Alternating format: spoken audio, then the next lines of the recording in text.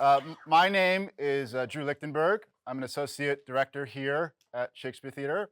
I was the dramaturg on this production of the Lehman Trilogy, which started previews last night, I believe, or 2 nights ago, and opens on Tuesday night. So we're in the gathering momentum phase for the show, and it's wonderful to see so much enthusiasm and excitement to talk about and discuss this really, really epic undertaking of a play. It's the first time that we've had a symposium like this since the pandemic. So I think it's been, yay. So I'm really glad to see how much of an appetite there is for this kind of programming at the theater, and to see so many familiar faces and so many new faces. I want to quickly thank Barbara Harmon and Jane Harmon for their support and their work in helping to develop this program. They're on our board. They're big supporters of the Shakespeare Theater and all of our engagement programs. I also want to thank board member Steve Ryan, who was instrumental in helping us secure our keynote speaker for today. So thank you, Steve. I know you're out there somewhere. And before I introduce the acting comptroller, Sue, just a few words on what the Lehman Trilogy is as we've been discussing it. And why is it called a trilogy? You know, it's one play. It's not a trilogy. You know, the ancient Greeks, they would perform 3 plays as trilogies, right? So Aeschylus with the Oresteia, that's actually 3 different plays. Agamemnon, the Libation Bearers, and the Eumenides. I feel like I'm passing a test here. But the Lehman Trilogy, it's one play. Yes, it's in 3 acts. Yes, it's about 3 brothers. Yes, it covers the span of 3 centuries, begins in 1844, and it ends in 2008. But I also feel like it's 3 different kinds of plays in one. It's a Shakespearean history play. It's a dramatization of historical events in a similar way to Henry V or Richard III. I'll let you speculate who in the play is Henry V or Richard III. It also is a kind of a Greek trilogy, because one of the really special aspects of this play that it shares in common with a Greek play is that the audience sitting in Athens in the 5th century BC, they would have known the outcome of all of these plays. They would have known the ending of what happens to Oedipus. They would have known that Agamemnon should really not go inside that house and take a bath. It's a bad idea. And similarly, when you sit and watch the Lehman Trilogy, all of us have lived through this history. We know, spoiler alert, that there's going to be a big bankruptcy at the end of this play, at the end of this story, and that every step the characters take is one step closer to this, in some ways, tragic catastrophe that we're still living through the real world fallout of. But I think in a third way, it's an American kind of play. It's a play about the American dream. It's a play about immigrants, Jewish immigrants who moved here from Bavaria in the 1840s and tried to create a better life for themselves. It's a story that I think a lot of people can relate to, even as the Lehmans do things that we might have to think about and reflect on what that means. Who gets included in the American dream? Who is living on either side of the American dream at various times in our history? And the roots of the American dream and how they connect to today. You know, it's hard to watch this play without realizing that Wall Street in the North is inconceivable without the pre-Civil War South. That these are 2 sides of the American dream that are deeply connected to each other. So it's a trilogy in formal, dramaturgical terms, as well as in the more literal ways that we might think of it as being a trilogy. And one of the other things that we thought about when we were planning this season and picking the Lehman Trilogy is that it's a story about America. It's a story about Montgomery, Alabama. It's a story about New York. But also it's a story about Washington and Washington, D.C. And they actually mention Washington, D.C. a number of times in the play. Like, they're trying to regulate us back in Washington, D.C. Washington, D.C. is a kind of offstage character or an offstage setting that hovers over the action in a way kind of like the gods in a Greek tragedy.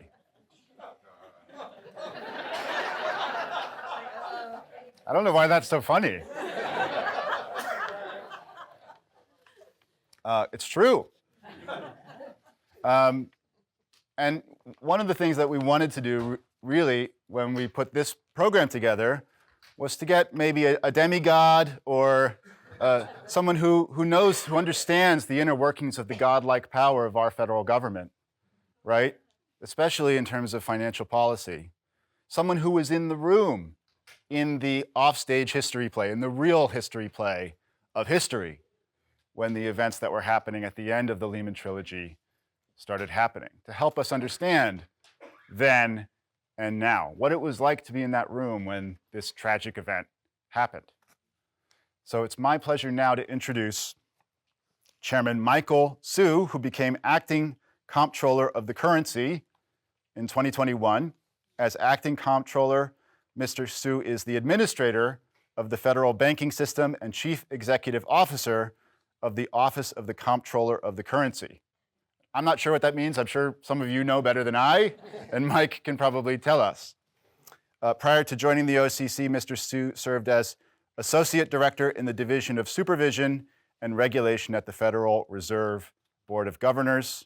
In that role, he chaired the Large Institution Supervision Coordinating Committee, which has responsibility for supervising the global, systematically important banking companies operating in the United States. In other words, he was overseeing these large institutions like the Lehman Brothers Corporation, which started as a small dry goods store in Montgomery, Alabama, and became an enormous skyscraper with offices around the world.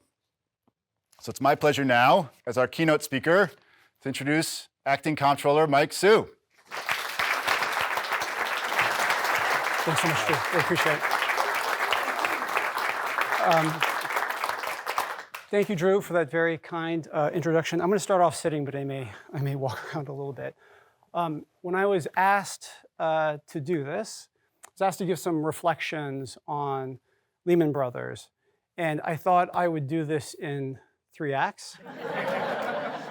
The first really focused on the weekend that it filed for bankruptcy. The second focused on the immediate repercussions for the economy and the financial system.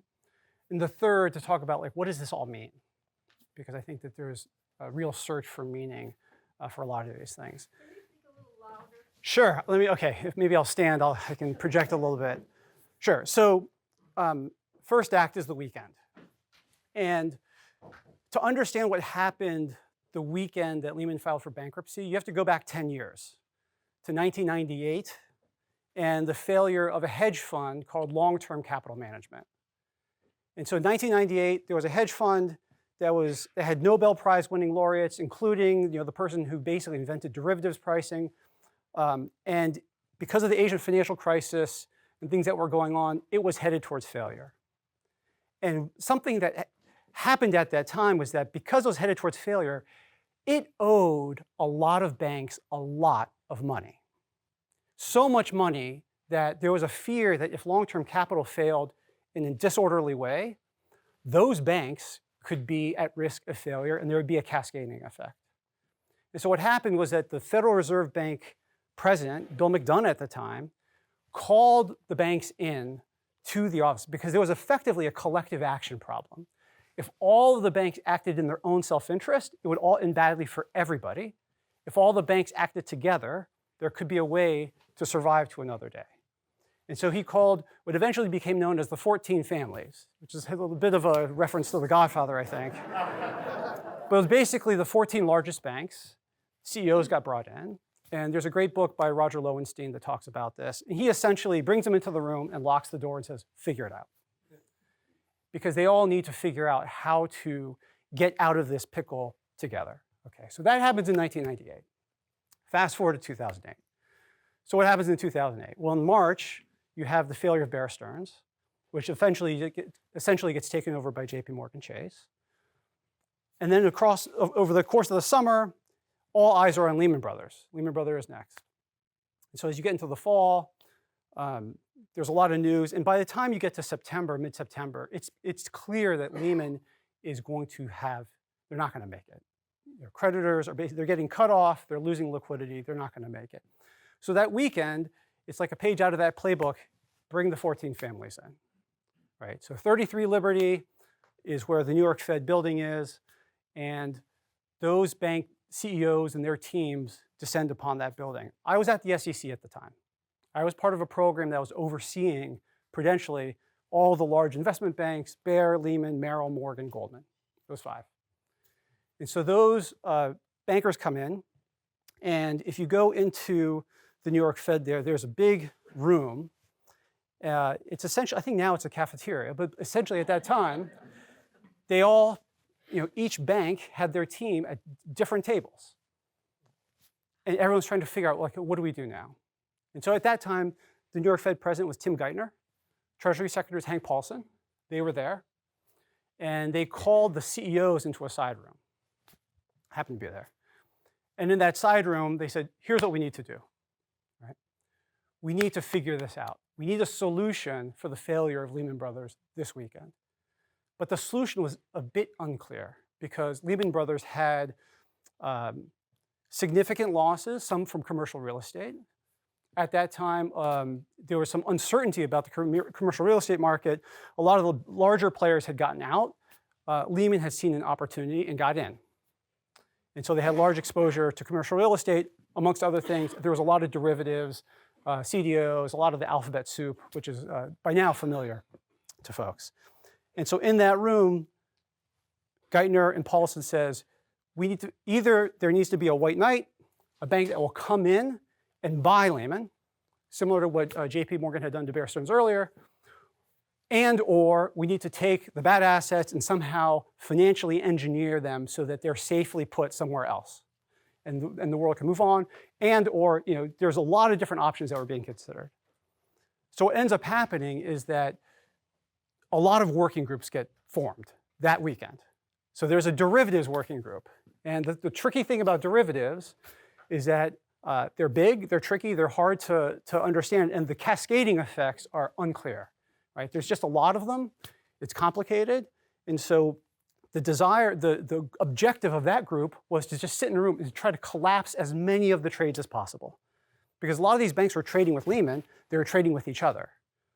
And there was fear that complexity, if Lehman were to fail, could just cascade through the system. Would it be possible to sit down and try to collapse as many of these trades that were offsetting as possible? So there was a room of people with laptops and computers yelling out trades, trying to figure out how to do that. There was another work stream focused on commercial real estate. Okay, what is the book? How bad is it? What are the values of those properties? It wasn't just loans. It wasn't just securities. It was also derivatives. There's a whole bunch of things in there. So you had a whole other work stream focused on that.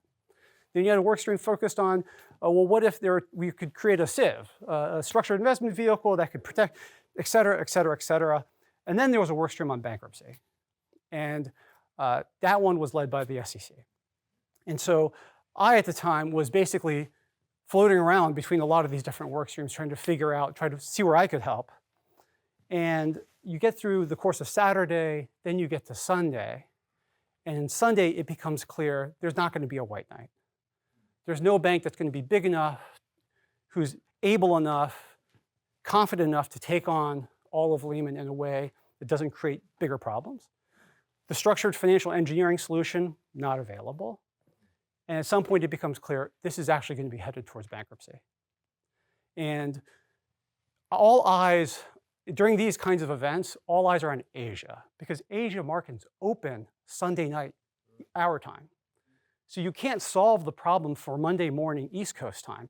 London's already open by that point. You have to You need to try to solve these before Tokyo opens, which is on Sunday night. So there's a lot of focus on trying to file then, and then trying to deal with all of the issues after that. And they end up filing for bankruptcy after Asian markets open. And Lehman has hundreds of legal entities, hundreds of them. Right? It's not just a US broker-dealer and a UK broker-dealer and a bank subsidiary here. It's a vehicle here and a vehicle there. And when you file for bankruptcy, it triggers cross defaults across all of these entities. It's a mess. It's a total mess, right? The next day, on Monday, I remember I had to go visit a competitor firm. Morgan Stanley was in Midtown. Their office is across the street. It was across the street from Lehman Brothers. It's in Midtown on Broadway. And I remember coming up, I was meeting with some senior folks there, and coming up on the NR train, there's a stop. You come up, and the Lehman Brothers building is now the Barclays building. So it's a skyscraper, and there's a gigantic light display. It's almost 3 stories high, and it wraps around the building. It's huge. And it's always on, and there's just, it's Times Square. So it has that feel to it. I remember coming up on Monday, and it was just dark. Lights out, literally lights out. And that's a heavy thing. Okay, so that's Act 1. Act 2, repercussions. So what happens? I have to rewind a little bit. During that weekend, as there's trouble with, everyone knows Lehman is in trouble. Then the question, as you're trying to work on Lehman, the question is, who's next, right? At that time, if you go back to 2008, there was no one knew where the end of the problem was. You had Bear Stearns at the beginning, you had Countrywide, you had Washington Mutual, you had Wachovia. There were a bunch of banks that were just failing one after another. And so everyone knew, even if Lehman were to be kind of dealt with in some way, who was next? Merrill Lynch. Everyone knew Merrill Lynch was next. So that weekend, as the 14 families were gathered, the CEO of Merrill Lynch is in talks with the CEO of Bank of America. And so that weekend, a deal gets brokered. That's the first repercussion, is that Merrill Lynch gets sold to Bank of America that weekend. But there's recognition that if you don't have a solution for Merrill Lynch, it will just keep going. And at this time, when you're in a financial crisis, every day feels like a year. It's really, really long. So to get from Monday to the next weekend it feels like an eternity. So the idea was, okay, if we're gonna have some kind of resolution for Lehman, there's gotta be a solution for Merrill Lynch. So that gets brokered. But one thing that had not been fully anticipated, on Monday, Lehman files for bankruptcy. So what does that mean? All of its debt obligations have questionable value. Lehman had issued a lot of commercial paper, so CP. There was a money market fund that had happened to load up on a lot of that CP. It's called the Reserve Fund. So the Reserve Fund had bought a lot of Lehman commercial paper, and on Monday, the Reserve Fund says, uh-oh, we're not sure we're going to be able to pay all of you back $1. Now, the thing about money market mutual funds that everyone tends to forget, it's not a deposit. Okay? Everyone treats it like a deposit. They treat it as if they're a creditor and they owe me that $1. That's not the case. A money market mutual fund is a mutual fund. You are an equity investor in that fund. You're not guaranteed $1. But no one read the fine print. People just tend to say, I get my $1 back, and if I'm not going to get my $1 back, I'm going to pull my money out.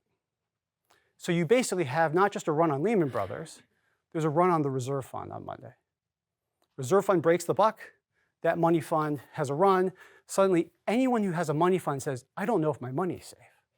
So you have an entire sucking sound of money out of the money market mutual fund industry that starts on Monday, and money funds fund a lot, right? They fund a lot. And so that's something that happens on Monday. On Tuesday, AIG. Right, so now we've moved from Merrill Lynch to AIG. AIG is an insurance company. Why is an insurance company wrapped up in all of this stuff? Well, AIG had grown over many, many years. One day there'll probably be an AIG trilogy where I don't know about the origins are actually quite interesting for AIG. It starts off in China, in Shanghai. But in any case, AIG had expanded and expanded and expanded to a point where it was not just a large property and casualty insurer, life insurer, mortgage insurer, catastrophe bond insurer, financial derivatives player, aircraft leasing, you name it. It was involved in a lot of things. It was also relying on commercial paper. It also had traded a lot of derivatives. So it was in trouble. And I remember during the Lehman weekend, I had some colleagues, some friends, that were getting whisked away to another work group on AIG. I remember thinking, like, why are they over there working on AIG? Well, I would learn later on Tuesday, they would need an $85 billion loan from the New York Fed. Okay, that happens on Tuesday. Sure. Then you get to Wednesday. So Bear Stearns, Lehman Brothers, Merrill, who's left? Morgan Stanley and Goldman Sachs. So Morgan Stanley and Goldman Sachs are some of the two largest prime brokers on the street. What is a prime broker? Prime broker deals with hedge funds, right? Hedge funds trade through prime brokers. Both of them, the market is now focused on Morgan and Goldman, right? What's happening with them? So over the course of that week, those two banks, investment banks, endure huge amounts of pressure. And the hedge funds essentially start training their eyes on them, and they short the stocks of both of those banks. They pull a lot of liquidity out of those banks. Each of those firms endures tens of billions of dollars of liquidity outflows. They basically endure their own run that week. And some may call it ironic. For a hedge fund to short the stock of a bank, it has to do it through a prime broker. So there's a certain amount of capitalism eating itself, if you will, that's taking place at this time. So all this is very scary. And then by the time you get to the end of that week, folks are wondering, now what happens? Goldman and Morgan filed to become bank holding companies that following weekend, which is essentially the end of independent investment banking in the United States, because they become banks. And by becoming banks, they're supervised by the Federal Reserve, and they essentially enter a different regulatory regime. So that's for the first week, right? And I think folks tend to forget. I've talked to folks who basically said, from a real life standpoint, it didn't feel that bad actually, right? Like you read all the stuff on the news, you see the CNBC headlines, you read the paper, but you still go to work, you buy your cup of coffee, you drive in. Like it didn't feel that different necessarily. For those of us who were on the inside, who understand how all this financial plumbing works, it was very, very scary. Very scary, because you realize these things are all stitched together. They're all highly interdependent. It depends a lot on trust. Trust enables huge amounts of the financial economy to just work. And when that trust erodes or diminishes, these things start to break. And when they start to break, they can break very badly. And we felt that. That week felt, for those in the know, it felt very, very scary. And it felt like we were quite close to kind of irreparable harm, which is why the government actions that followed that were so both creative and forceful, because they needed to be. They really needed to be in order to underpin a lot of those issues. Now, what did the government do, right? So by the end of September, towards early October, the Treasury Department essentially guarantees all money funds. Guarantee program, basically saying, if you have a money fund, don't worry about it. Don't pull that money out. It'll be guaranteed, temporary, right? TARP, Troubled Asset Relief Program, that gets passed by Congress. Because both Treasury Secretary Paulson and Geithner basically, we need a way to recapitalize the banking system. This needs to stop. How do we get this to stop? It's part of it. Huge political backlash to that, all right? But absolutely necessary. And then you've got the Fed who starts creating lots and lots of liquidity facilities, basically trying to say there's money fleeing from different parts of the financial system. Those need to be dealt with in some way. So the Fed creates lots of different, they call them 13.3 emergency lending programs. So all of that gets done in that kind of fall period. Act 2. Okay, Act 3. Like, what does this all mean?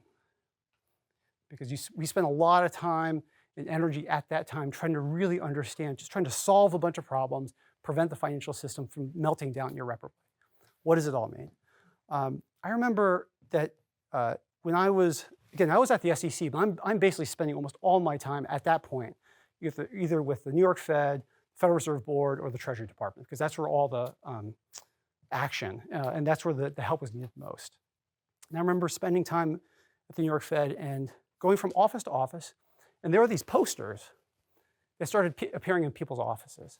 And they looked like electrical diagrams, because you had boxes with lines.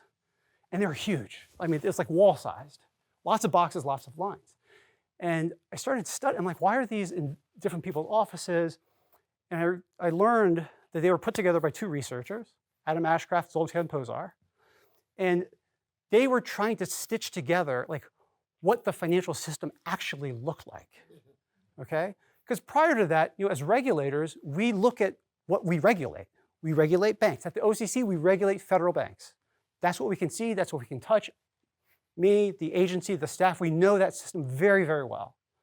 Things outside of that, like at least certainly at that time, that was like not my problem. That's somebody else's problem. Was it the general sense? So they put together these diagrams, and they basically just followed the money. So when you bought a money market mutual fund, where did that money go? And so for those who are accountants in the room, they just drew T accounts. Assets on one side, liabilities and equity on the other side. And they would just say, okay, money market mutual fund, money coming into here. Where does that go? Well, they would buy commercial paper. Okay, draw a line. What is that commercial paper vehicle? Where did that go? Oh, that bought a CDO. Where did that go? That bought a residential mortgage-backed security. Where did that go? Like, you just keep on doing that. And if you did that for all the different parts of the economy, you get a very complicated looking chart, okay? But the chart held two very important insights. When you have a bank, right? A bank, in some ways, is actually a fairly simple concept. Take deposits, you make loans, facilitate payments. That's it. That's kind of the basics of banking. And Walter Bagehot, England, a long time ago, came up with the idea of the lender of last resort. That business model is fragile. If there's a loss of confidence and the depositors don't have confidence, they'll pull their money out. The whole thing comes crashing down. So you need a lender of last resort. You need a central bank that, when those liabilities go, can step in and say, here's some money. Everyone calm down, right? And then we can have an orderly process for figuring things out. Makes a lot of sense, worked well for a really long period of time. What happened? What happened was, in the 1990s and early 2000s, that system started to get disintermediated, right? It started to get chopped up. There were lots and lots of middlemen, lots of them. So if you remember, early 2000s, if you got a mortgage, you didn't get a mortgage from a bank. You got it from a mortgage originator. Option one, New Century. There were these companies that stood up and said, we will originate your mortgage. What would they do? They would immediately turn it around and give it to somebody else. And then they would turn around and give it to somebody else, and turn around and give it to somebody else. And at each of those points, it made sense, actually. Like, the part of that model, as it developed, said, okay, this set of companies is actually really good at this. They're really good at talking to people, making it understandable. Like, we should do this. Okay. And then those companies would say, you know what, this funding is really expensive. Let's just hand this off to somebody else who's really good at handling the funding. Great. You know what? Let's hand this off to an asset manager who can bundle these together into a securities. Great. Et cetera, et cetera, et cetera. Each step makes sense. Each step makes sense. It's economic. It's competitive. But when you zoomed out, very complicated. Very complicated. And you started realizing this goes around the banking system. Right? This wasn't going through the banking system. This was taking place, they call it the shadow banking system. It was happening on the side. Banks were providing some support, but the bank regulators couldn't see the whole thing. And so as this is happening, that function of taking a deposit and making a loan is now getting chopped up into a lot of different pieces. So when that system broke down, the Fed, as a lender of last resort, who do you lend to? There's not a single institution anymore to lend to. You have to now lend to all the different pieces. So if you look at a timeline, the Fed stands up like a dozen different facilities. It's acronym soup, ALMF, CPFF. Each one of these facilities is essentially a lender of last resort for each of these different pieces. And this was hard to understand as it was happening. It wasn't until all this starts to break down and Zoltan and Adam had put together that map that you could actually see the whole thing and say, aha, I see what happened. Like we can understand what happened. The second insight is really this part about how growth, right? Growth and evolution and dynamism. Finance, American capitalism is amazing in the sense that there's constant growth and innovation that can yield great benefits. It really can. I think it's part of what makes our economy very dynamic, very strong, very vibrant. In finance, it can be dangerous.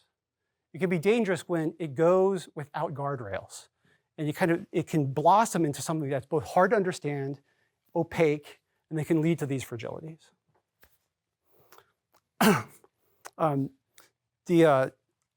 I would go to parties, dinners around this time, I was always asked two questions.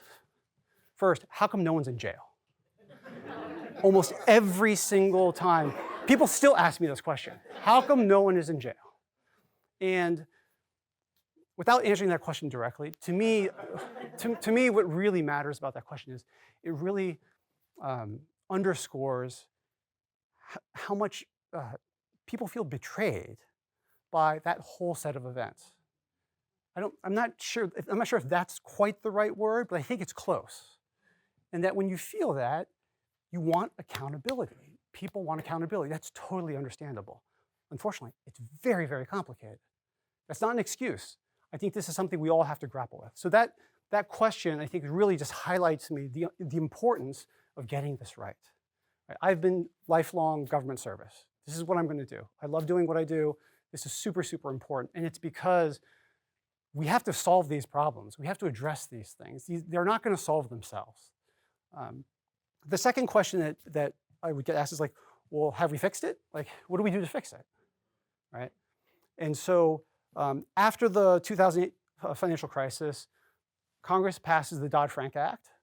I think most people don't know what's in the Dodd-Frank Act. Maybe they've heard of the Volcker Rule. Maybe they've heard of a couple. It's very technical, and it's complicated. But guess what? The world of finance is technical and complicated. And so in that way, it's appropriately, focused on that. But really, really critical to all of this is capital. And when people ask me, like, when did the crisis, quote unquote, end? Well, I think as Drew highlighted, we're still kind of going through some of this now. So in some ways, it hasn't ended. But I would say that the 2008 financial crisis really kind of ended with the stress test and the recapitalization that happens in the spring of 2009. And what happens is, after you get through the fall of 2008, there's just a lot of fear. The system is seizing up. It's not working. There's a recognition that the largest banks may be undercapitalized. And as long as the banking system doesn't have sufficient capital, there will be consistent, constant worry. And you can't have a financial system where there's consistent, constant worry, because there's no trust. If there's no trust, things can't work.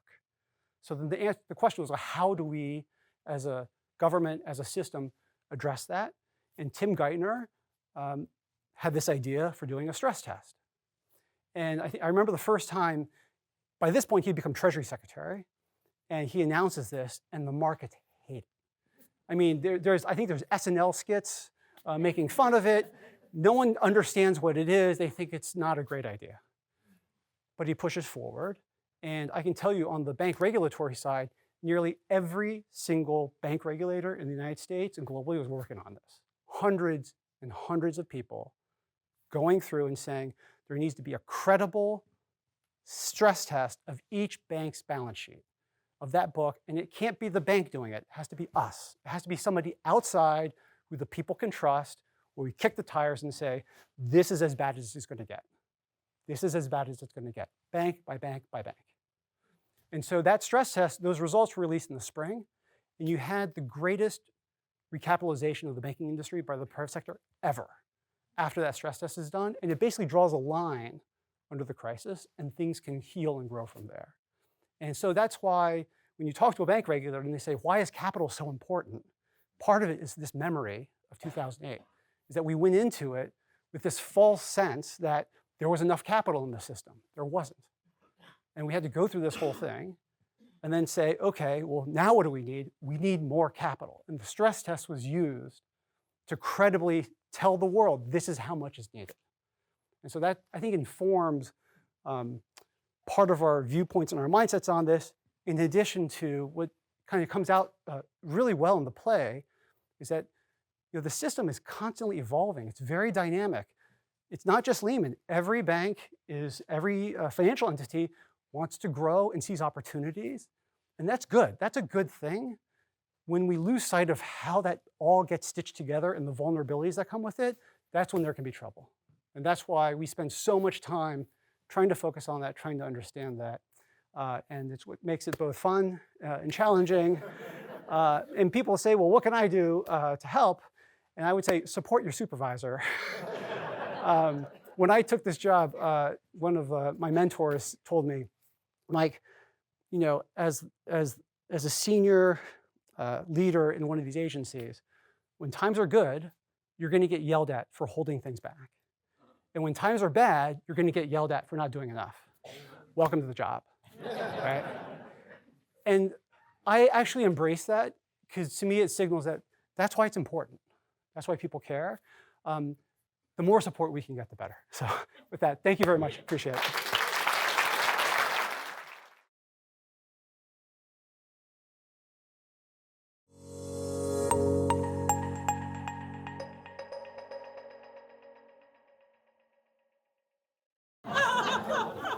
This new book is called The Money Kings, the epic story of the Jewish immigrants who transformed Wall Street and shaped modern America, which got reviewed in the Times about a month ago when it came out.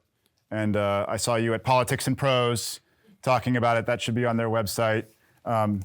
Also, where's your bio? Associate editor at Mother Jones? Deputy editor. Deputy editor at Mother Jones. News and Politics, lives in Massachusetts with his wife and sons, Dan Schulman.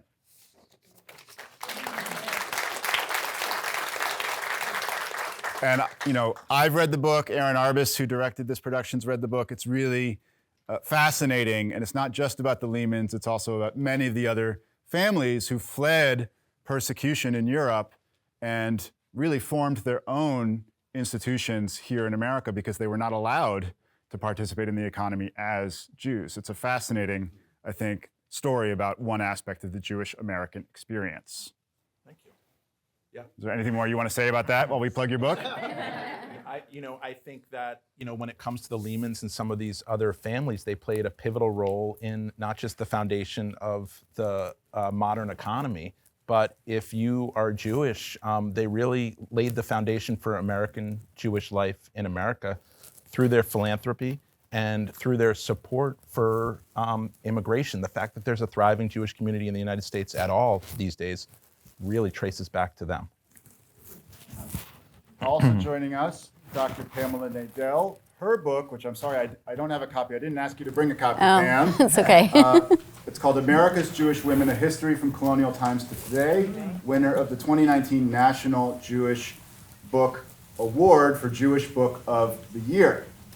And you're currently writing a book called Anti-Semitism and American Tradition, which is supported by a National Endowment for the Humanities Public Scholars Award, professor at American University, and also the Jewish Studies consultant for this production of the Lehman Trilogy. And it's been great working with you, Pamela. We're working together on a lobby display at the Capitol Jewish Museum about the history of the Washington, D.C.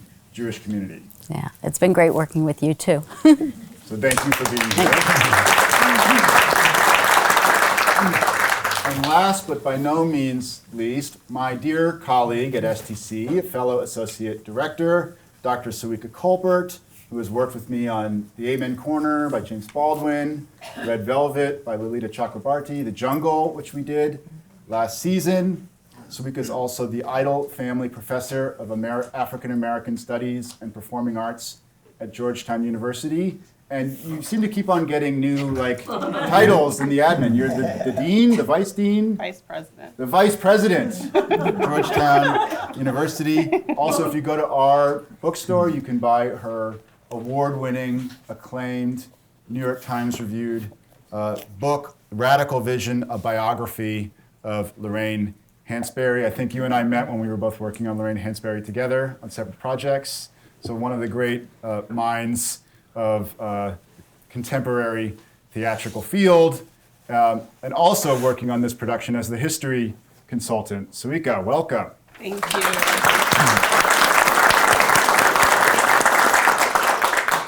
So this panel, we're talking really chronologically about the first half of the story from 1844, when the Lehman brothers begin to immigrate, right? Although I think Henry Lehman is the first to immigrate in 1844, and then he's followed by Emanuel and Meyer. And I would put the cutoff date of our discussion for this hour around, 1929. I don't think anything big happened in that year. And it's interesting in the play, actually, how the dramatization of the first Wall Street collapse in 1929, we sort of live through the 2008 collapse premonitorily, even though that's actually outside the dramatic temporal frame of the play. So I want to focus on sort of like the beginnings of this story, Montgomery, Alabama in the antebellum period, and then New York in the late 19th and early 20th century in the development of Wall Street. And Dan, I want to start with you. Sure. One of the things that I was fascinated by, and which you note in your book, is that there's a synchronicity between this moment in the 1840s when you have the Lehmans and other German Jews and Eastern European Jews immigrating to America, and the timing of, back in Europe, these 1848 revolutions that are happening. You have Karl Marx writing and Friedrich Engels, who are themselves German Jews, writing the Communist Manifesto, which is a critique of capital, and you have these sometimes violent protests calling for political reforms. And it was news to me in your book that Meyer, who is the youngest of the Lehman brothers, the last to immigrate, himself may have participated in these 1848 revolutionary activities back in Germany and had leftist links before he immigrated to America. So I wonder if you could tell us what were the kinds of lack of freedom, what were the kinds of discrimination that people like the Lehmans, German Jews, would have suffered in Bavaria that would have caused them to both protest for reforms back in Europe and immigrate to America? Sure. So pre-unification Germany was a very inhospitable place for Jews at that time, who were, really not considered citizens at all. They were barred from holding many professions. They had to pay protection money, extra taxes, to live in certain areas. There were quota systems on where they could live. And if you were, say, the eldest son, in fact, there were 4 Lehman brothers. Henry Lehman was not the eldest Lehman brother. There was an older Lehman brother, and he was able to live in the town where they grew up. And he ended up going to work for their father. But if you were the second-born, third-born, fourth-born son, you had to find your destiny elsewhere. And that's what Henry Lehman and his brothers had to do. That's one of the things that propelled Henry Lehman to the United States in 1844. And Drew, you mentioned these revolutions that swept Europe. It wasn't just in Germany. It was throughout Western Europe, and the causes of it differed from place to place, but it was generally a repudiation of the feudal and monarchistic system and a push for equal civil rights. Many Jews in Germany were attracted to this cause because they were pushing for Jewish emancipation. These protests were pretty brutally put down throughout Europe, and many of the participants ended up fleeing to the United States. So you have this whole group of what were called 48ers who came to the United States during this time, many of them from Germany. my people included. I don't know if that's true for anyone else. And if you were the oldest son, and Pamela, I think you also know this history, you could be on a marriage registry, right, which would allow you essentially to marry. But if you weren't the oldest Jewish son, because of attempts to keep the Jewish population down, Exactly. you couldn't get married. Is that right? Exactly, and you would have to find another town where you could live, and that was certainly not assured. So for Henry or Meyer and Emmanuel to sort of find wives, they had to leave the town, at the very least the town where they were living. And of course, throughout Germany at this time, there were tales of the magical opportunities that were available in the United States. And so there was a huge wave of both German and German Jewish immigration during that time period. Pamela, do you want to add anything to this history? I mean, I think the most important thing to recognize is that it's part of an enormous transformation in terms of the Jewish story. Between 1700 and 1900, a third of the early 1920s, a third of world Jewry is on the move, and they completely transform Jewish geography, which is why they completely transform the Jewish community of the United States, starting with this migration. And it makes me think, Sarika, also of the Great Migration in some ways, and also of the triangular transatlantic slave trade, this displacement of people between Africa, England, and America, that you also have people not immigrating. Oh, sorry. We have a technical fix going on right now. Yeah, I'm just curious, in what ways do you think there were similarities and also differences between the ways in which these communities ended up in America? It's interesting because in the play, there's a lot of resonance with this movement when you just see the description of transatlantic travel, for example, via boats, and the idea of people being transported and the difficulty of that movement. And it made me think about the resonance, obviously, with slave ships and how there was a different experience of being on a boat crossing the Atlantic in that context, obviously.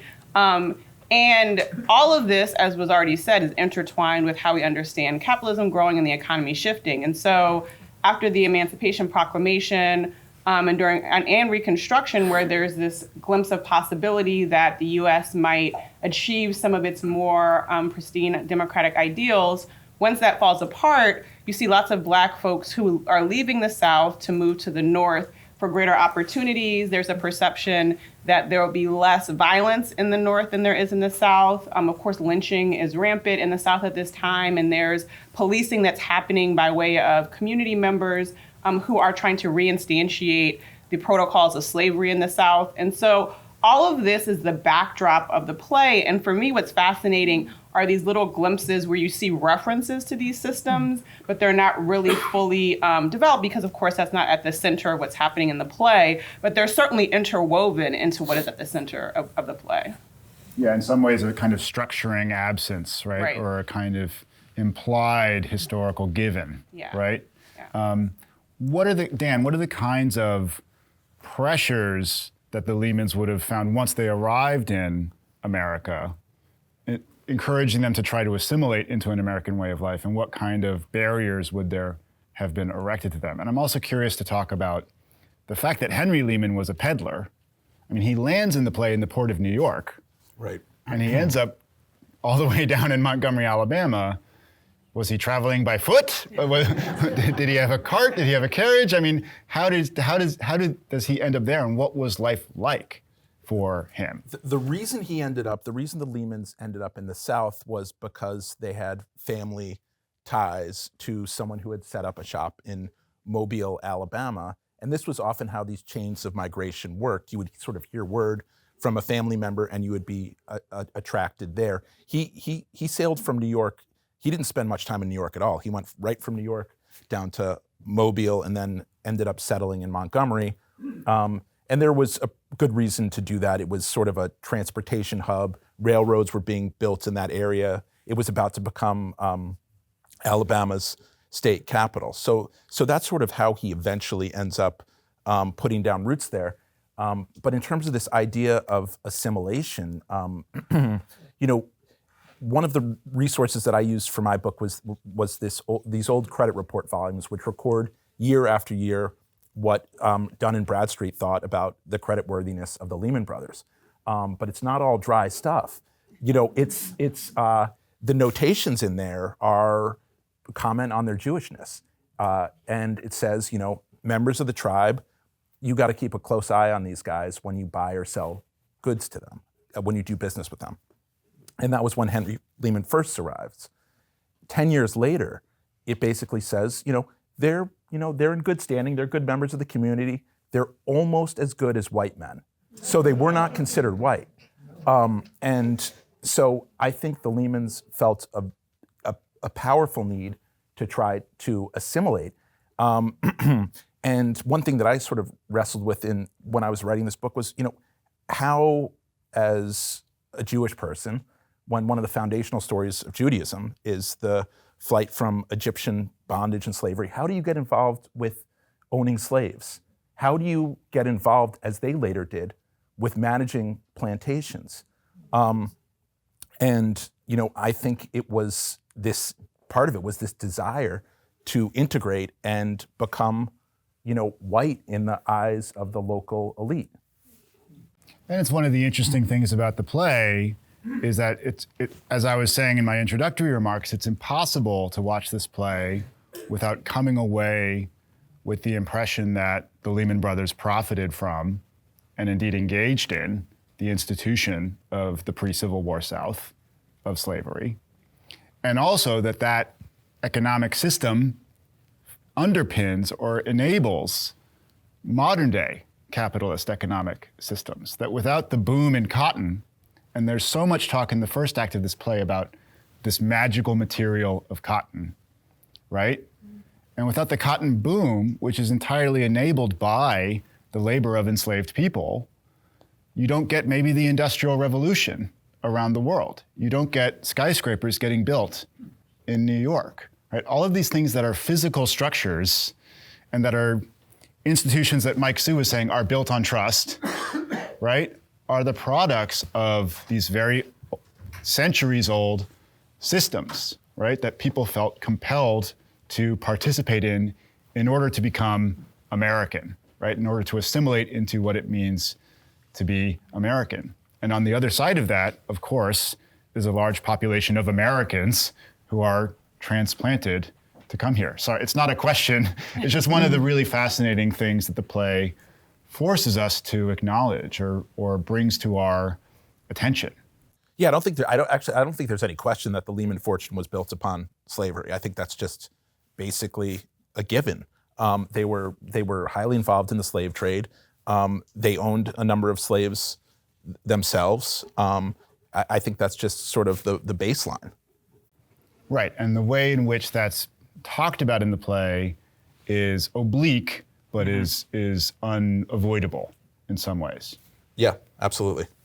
Pam, I'm wondering what kind of discussions you had with the cast and with Aaron Arbus, who directed the play, about these questions, right? Well, the first thing that I would say is, what's really clear from the play, I don't know that they were involved in the slave trade. Were they shipping? They owned slaves and they managed plantations. Right, yeah. So I think of the slave trade as importing African Americans. But we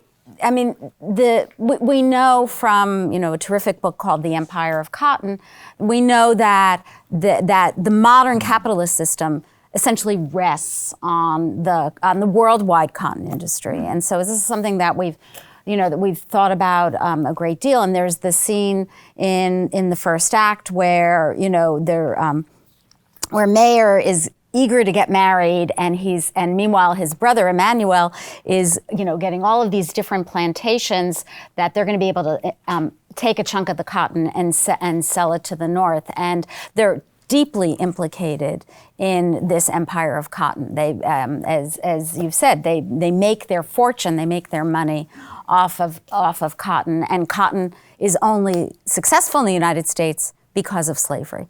And then after, since Soiko was talking about the Reconstruction period, the same thing happens afterwards in terms of the Reconstruction period, when as a result of the failure of Reconstruction, the African Americans are essentially re-enslaved in terms of the Jim Crow system, which once again ties them to the land. By that time, of course, the Lehmans move north, and they're hesitant to even have her having confessed. I guess this is in the second act when Philip is talking as a child, they're hesitant to even admit that they ever made any money off of cotton. Now they make it off of coffee. So their interests move beyond.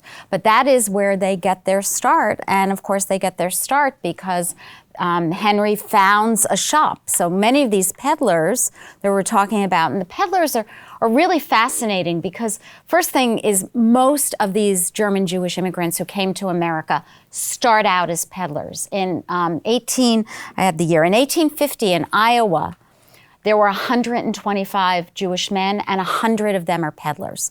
That's how they start out. And their goal is to eventually accumulate enough capital to settle down and open a store, at which point you can get married, because you can't get married when you're a peddler.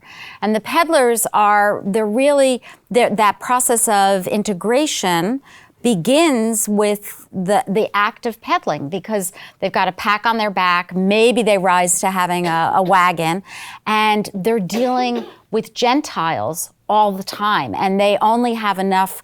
In America, they actually come back for the Sabbath, so they'll go back to Mobile, or they would, once Henry opens the store, surely he was sheltering peddlers in the shop behind the store, in the apartment behind the store, and that is the beginning of that process of integration. But of course, Jews retain a separate identity, in part because they're not seen as white. That's a really important point that you made. Right, so this very complex relationship, right, that breaks down along racial lines and also around capitalistic lines, right? And also around American lines, right? Who gets to identify as a part of the in-group in American society and not? And just like I asked Pamela how you discussed this question in the play, Sarika, how did you discuss this ghost in the play or this structuring absence in the play? Because there's references to cotton, there's references to plantations and the management of plantations. And there's even a character who's kind of embodied at times, but also narrated at times, Roundhead Degu, who's an overseer, right? And his own race is ambiguous in the play. It seems like it's a reference to... Isn't he African American? It seems like he's a black character. No, I think they actually say it, don't they? I don't know if they I don't know if it's explicit, Pam. Yeah. I thought it was, because I thought I worked on Lehman in Chicago, and we had this major conversation about it.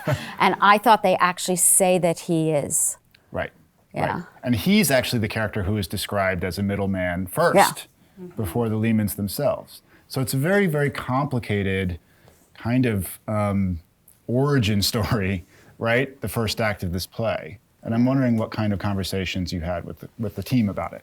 Yeah, so I think, as has already been said, it's impossible to talk about the origins of capitalism as a global system without thinking about slavery. And the play makes reference to that and sort of ghosts it, which is also, I think, fitting in any conversation around capitalism, because when I talk to my students, we often think about economic, or at least in universities, we teach economics in a theoretical context, and we also teach political systems in a theoretical context. So we teach capitalism and the theory of capitalism, we teach democracy and the theories of democracy, but then all of those theoretical contexts get really complicated when you're thinking them in terms of a specific national history. And so understanding how capitalism emerges in the context of the United States also has to do with governmental intervention, also has to do with state. And so I love that you all heard about regulation earlier, because this is certainly part of the story of how capitalism emerges in the US, how it intertwines with decisions that the US government is making and thinking in relationship to the economy. And so all of that is a long way to say we talked a lot about these moments in the play where there are references to cotton, to plantations, to the overseer, and thinking about how they inflect the larger story that's trying to be told, and what also is necessary for that story to not look at, to not see, to ghost in certain ways, and how for a US audience, for a Washington, D.C. audience that's always thinking about geopolitics, how that might resonate in a specific way in this town, in this moment. The other thing that I would say, just fast forwarding, although the play doesn't go up until 2008, we know that these histories of American democracy, American capitalism, and how they're informed by slavery continue to resonate because we see the disproportionate impact of Black and brown folks in the subprime mortgage lending crisis, right? And so the long history of capitalism and its interdependence on slavery continues to resonate in the United States. And so it's interesting to think about how this is manifested with a particular family. There's a point in the play where one of the brothers wants to go to see the factory where cotton is turned into cloth, but he doesn't go to the plantation, right? Although in real life, I'm sure he did. But the point of the play making that choice about what's of interest and what cannot be seen is something that we discussed and thought through in terms of what is the focus of the characters and how they were coming to be in the play. And it's one of the, almost like a symphony, there are these motifs woven throughout the play. I mentioned the Kaddish as one of these motifs that appears in all the acts, but there's also this repeated talk about the sign outside the Lehman Brothers store, and how every time they change what they sell, they repaint the sign. So it starts as a dry goods store, and then it becomes, I think, Lehman Brothers Cotton, and then it becomes Lehman Brothers Bank.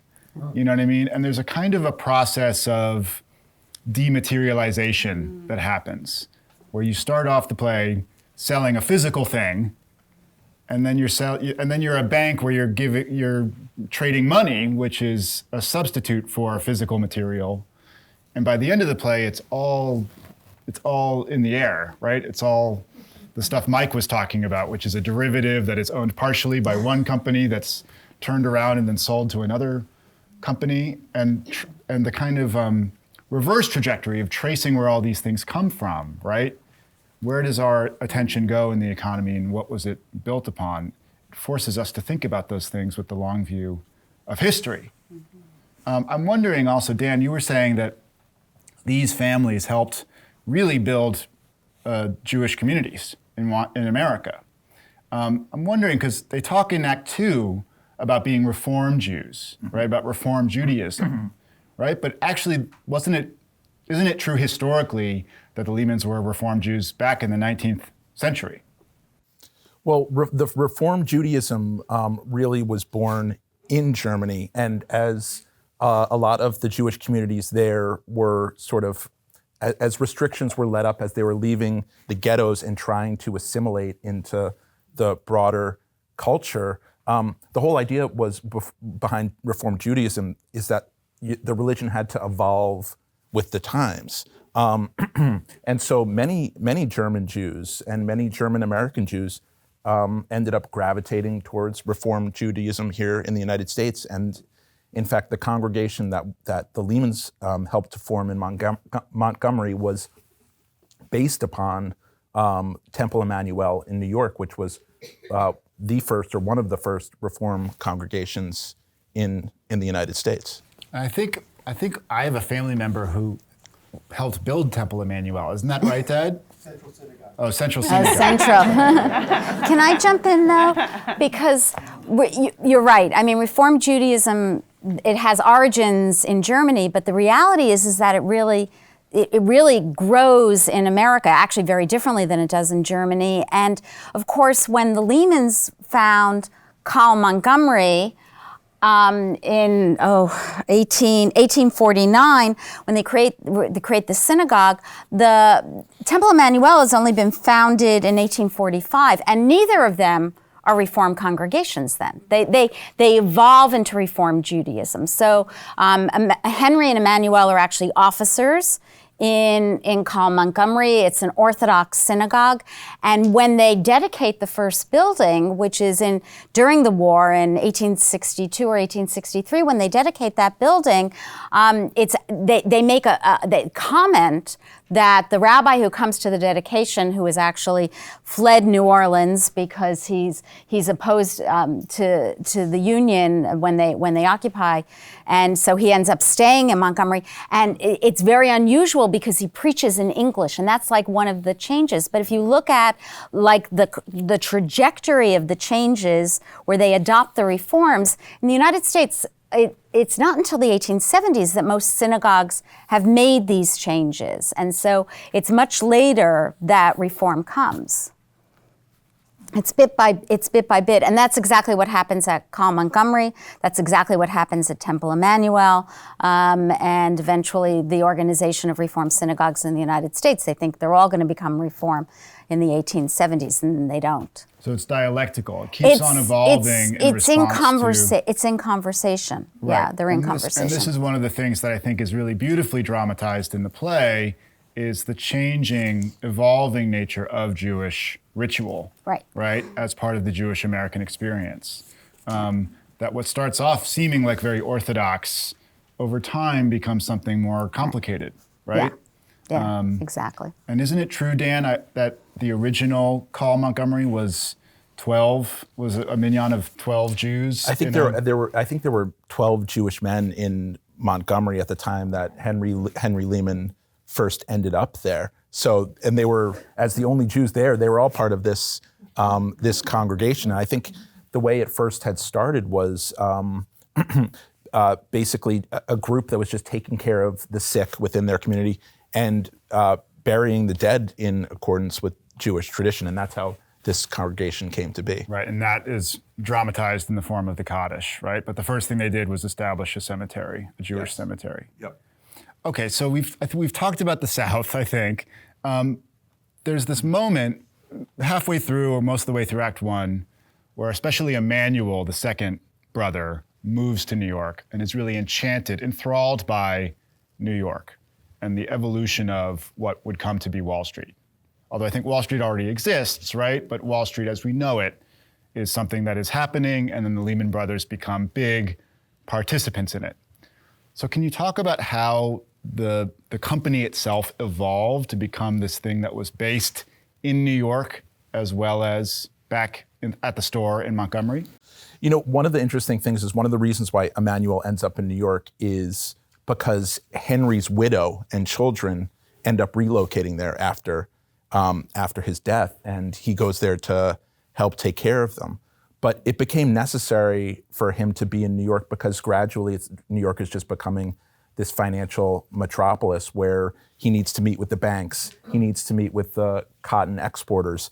I mean, obviously the play takes quite a bit of creative license with the evolution of the Lehman business. Of course, the Lehmans did not come up with this business of being commission merchants or cotton factors. That existed long before them, and they didn't pioneer the idea of futures trading. That had been around for hundreds of years. And was invented by non-Jews, Yeah, right? yes. The whole idea of being a middle-man is not something that Jewish Americans No, I mean, invented. and that's sort of, obviously that's one sort of controversial aspect of the play is sort of, having a Jewish dynasty, and then basically using them as the vessel for every predatory capitalistic practice of the 20th century.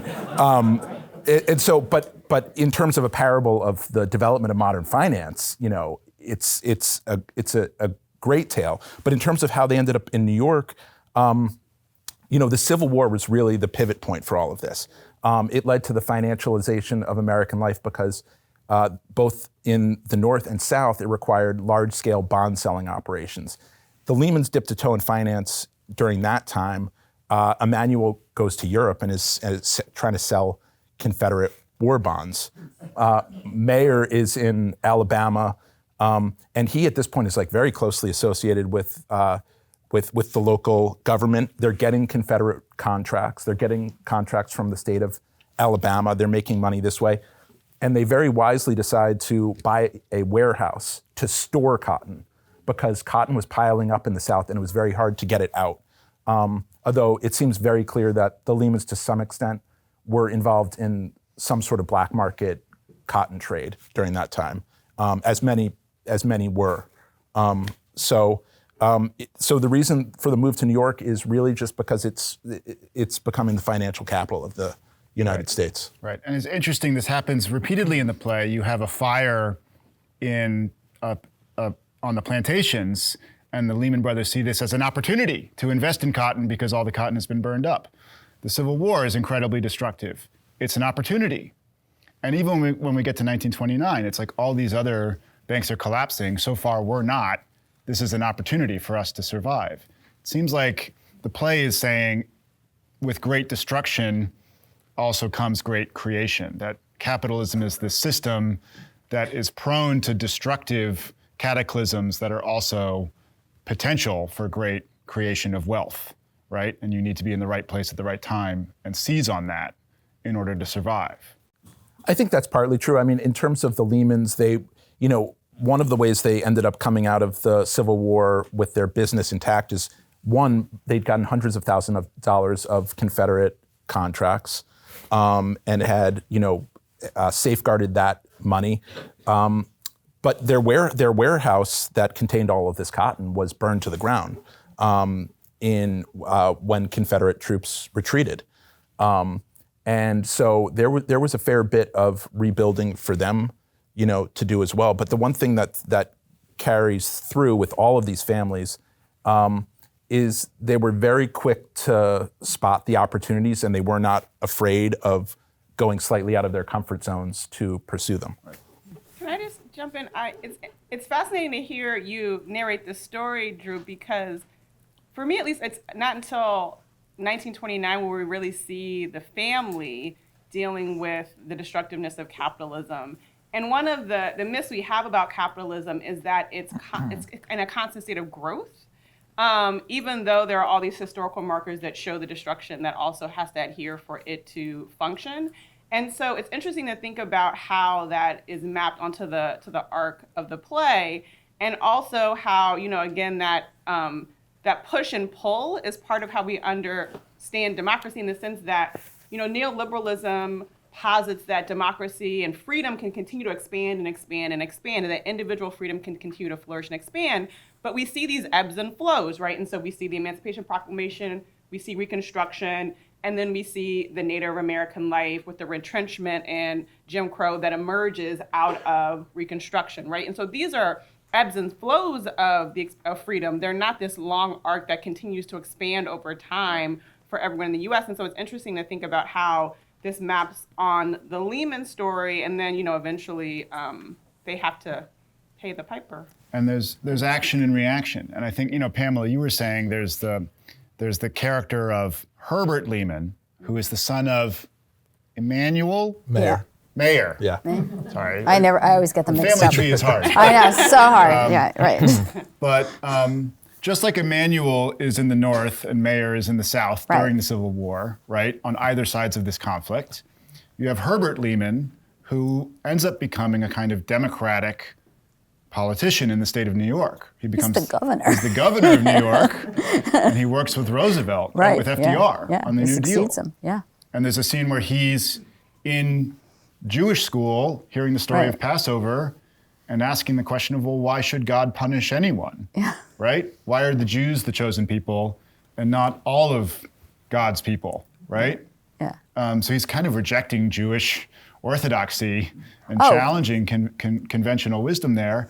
And then you have sort of his counterpoint in the play, Robert Lehman, who we'll talk about in the second panel maybe. He's a 20th century figure who becomes the last president of Lehman Brothers. And he goes to Yale. He goes to Yale at a time when there's a quota on Jewish students being accepted. He becomes very waspy, in fact, and kind of this embodiment of a kind of corporate CEO. Right. So the play shows the ways in which the family itself plays out these contradictory political viewpoints, right? That there's not a consensus amongst the Lehman Brothers on the right way to be an American or to participate in the American life. And I know you have thoughts on that scene. Right. Yeah. I love scene. the Hebrew school scene at Temple Emmanuel in I think the date's probably 1877 in the play. And of course, what you need to understand is the play is historically inaccurate in more ways than I could begin to enumerate. And this is one of the prime ways, because by the 1870s, and this is part of getting at the development of Reform Judaism, Temple Emmanuel has gotten rid of bar mitzvah, and the play actually says that he's preparing, all the kids in the scene are preparing for their bar mitzvah, and they also talk about that that's when they read the portion of the Maccabees. Anybody here who knows, some of my classmates are here, no, they don't read the Maccabees on Saturday mornings in the synagogue, and Herbert keeps saying, I have a problem with that. It's a great line, they deliver it fabulously. And so what I said to Erin, to the director, was that the way she staged that scene was she captured the experience of every downwardly mobile immigrant rabbi who came to America and got stuck teaching Hebrew school and didn't want to be there. But the reality is that's not what it looked like at Temple Emmanuel in the 1870s. Well, this is the way in which it's like a Shakespearean history play. Right. Does Henry V really give the Crispian speech before the Battle of Agincourt? Did that really happen? Right. We don't know, right? It's not a documentary drama. Right. It is a dramatized fiction about real But history. here we know that he's completely wrong. And the playwright, I mean, what we haven't talked about is, the playwright's an Italian. And I think that when this play was in France, it ran for 8 hours, so don't feel bad about sitting through 3.5 hours. And it actually also, I think, relates to how he looks at capitalism. Because this is written by somebody who's Italian, who's not Jewish, but who actually went to some kind of Jewish school because he had a benefactor. And he's looking at America from the outside, and that's how he tells the story. It's interesting that you say that, because I agree with you. I do take the point that it's not written by an American, but I also think the story of American capitalism is very much embedded in ghosting certain parts of histories. Because if not, how can we collectively invest in this system and continue to have faith and trust that it will continue to grow unceasingly? Like, to me, if you look at history, you would be skeptical of that narrative. And so you have to ghost certain parts of the story in order to get on the train going towards growth. Because, if you're a student of history, you know that's not possible. Right. Yeah, no, I was thinking, there are two terrible depressions at the end of the 19th century. The 1873 depression was actually called the Great Depression until 1929, and then the next one in 1893. And they're nowhere in the story. I don't know what the Lehmans were doing then. Well, we talked a lot in table work about what's included and what's not. Especially in Act 2, when World War II happens, Yeah. The Lehmans talk about it from the perspective of Americans, right? About Jews who escaped. Yeah. That's not us, it's them, right? So it's so fascinating, this play. Are there questions for our panelists? We could talk for hours. Yes, Steve. The one fact that I always like to underscore is that the largest capital camp in America at the 1860 was the 4 billion in slaves, held in slaves. It was bigger than railroads, bigger than mining, bigger than banking. So if our capital account then was that way, one can understand, in a sense, how dramatic the world had to change with the end of slavery in 1865, notwithstanding the failure of Reconstruction and the Freedmen's Bank in 1873. But it seems to me that there's something amazing about this layman's story of the perseverance of the Jewish people to survive in such a difficult world that the Secretary of the Treasury of the Confederacy was a Jew. Mm-hmm. Literally, their skill and ability as a people overcame these terrible anti-Semitic things. And I wondered if the panel could address both the African-American experience with regard to this and the Jewish experience, because they come together again in Montgomery in 1965 with the Pettus Bridge and John Lewis and the March on Selma. And so there's an intertwining here that I think you've been covering brilliantly, Drew, but I just wonder, given that fact, Doctor, that's a fact that I think is just very dramatic, the $4 billion.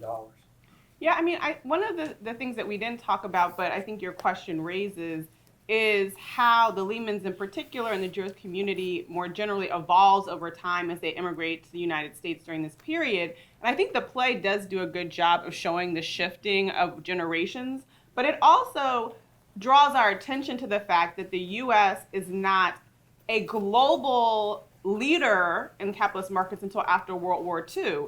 And so the Lehman Brothers, as you've already noted, are participating in building how we understand America as being at the center of global capitalism in certain ways post-emancipation, right? And so in this period from 1865 until World War II, you see America moving towards becoming really the empire that it is today, and how financialization participates in that in the wake of, the downfall of the largest global markets, or, commodities that are being traded in the 19th century, which are the enslaved. And so it's interesting to think about the way we understand the U.S. in terms of its place in the financial world today is very different from the late 19th century into the early 21st century. Right. And of course, the participation of the Jewish community as a part of that. Right. Yeah. And I think the other facet to your question was the relationship between African Americans and Jews in these economic terms. And of course, and you talked about this as well, that Jews, you have that Dun and Bradstreet report where it says, they're not white.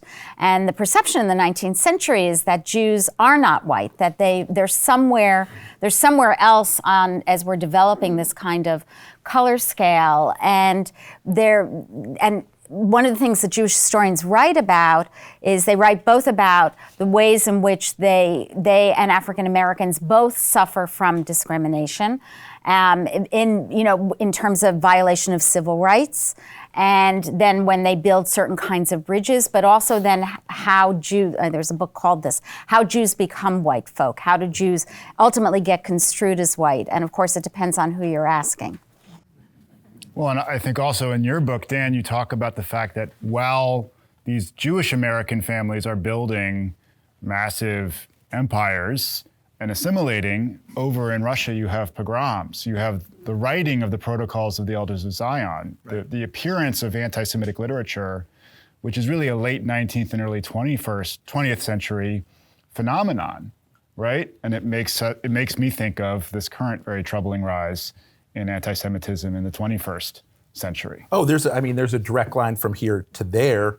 And in fact, people like the Lehmans were explicitly part of these anti-Semitic conspiracy theories that exist to this day.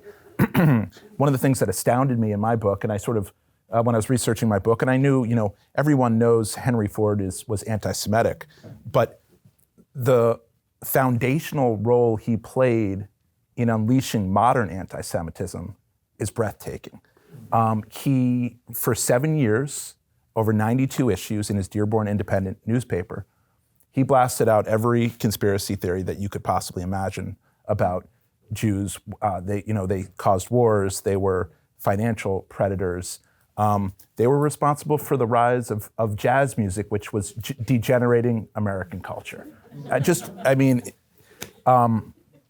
And so when you hear terms like, international banker or globalist today, a lot of that traces back to that era. Now, Henry Ford's paper was working explicitly with a fellow named Boris Brazel, who helped to import the Protocols of the Elders of Zion, which is the touchstone of modern anti-Semitism.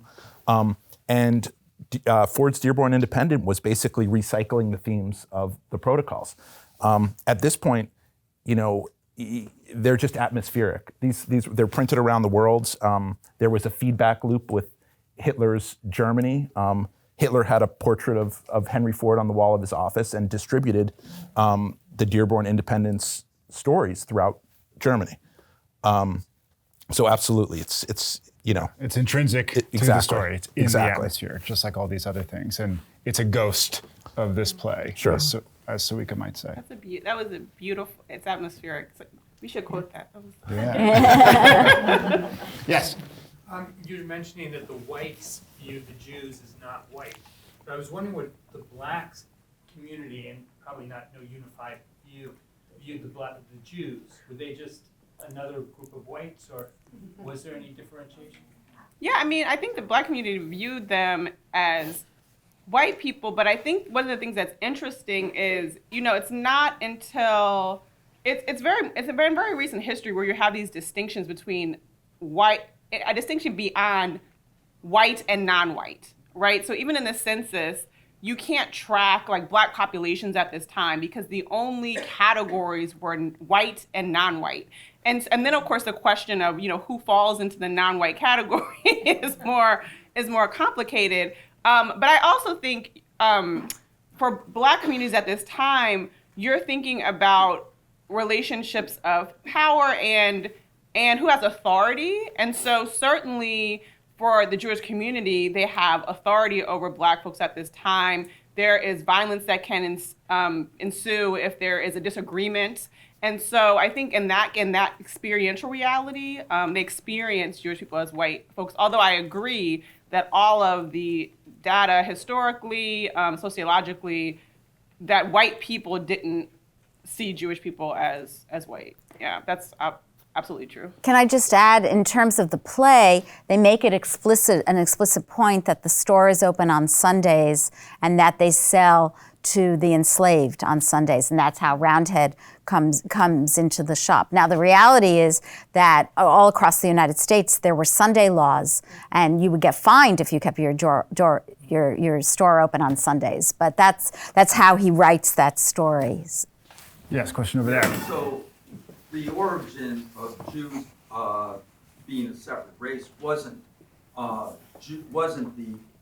non-Jews. It was the rabbis in the 1870s who wanted to make sure that there wasn't intermarriage, and so they said the Jews were a different race. Then at some point, because really there was a lot of equality before the 1870s and 80s, and then there was a social discrimination against not only Jews, but against, initially it was Irish, Italian, Polish, all of these people were different. And of course, the mass Jewish immigration, the East Europeans were always considered dark, and the Germans pointed that allegedly, and the German Jews would point out, well, they're not like us, they're darker than we are, they're a different kind of thing, and there was all types, and so this whole idea of a monolithic Jewish community, there were Southern Jews who were clearly racist.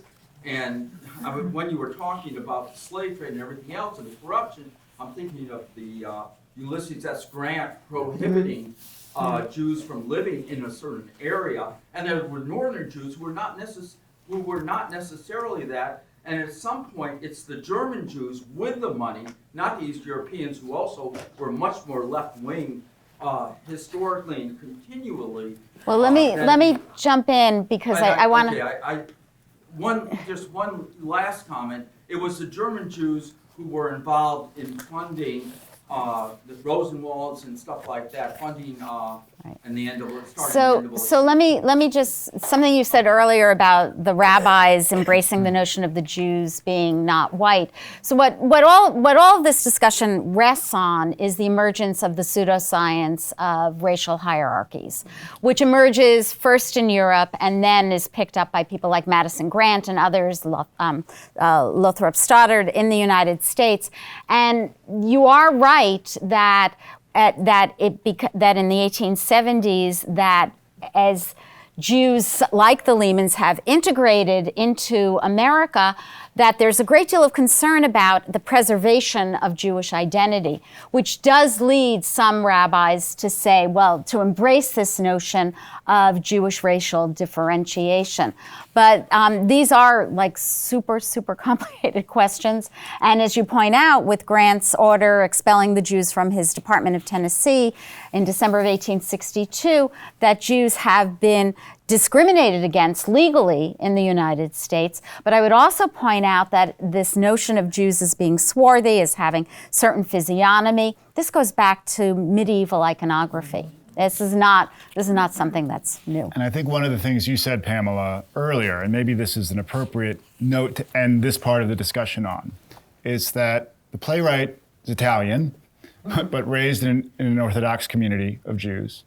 And the premiere of this play was at the Teatro Piccolo in Milan, which was founded by Giorgio Strehler, who was a disciple of the great German playwright Bertolt Brecht, and actually premiered some of Brecht's works in Milan. And Brecht himself was not Jewish, but his wife was Jewish, and he had to flee from the Nazis, and he also was a Marxist. He was never a member of the Communist Party, but he was called before the House McCarthy hearings and forced to testify. And I think this play embodies a left-wing critique of capitalism that oppresses both the Jews as well as Black Americans over history. It makes me think again of the words of Marx and Engels in the Communist Manifesto. All that is solid melts into air. All that is holy is profaned.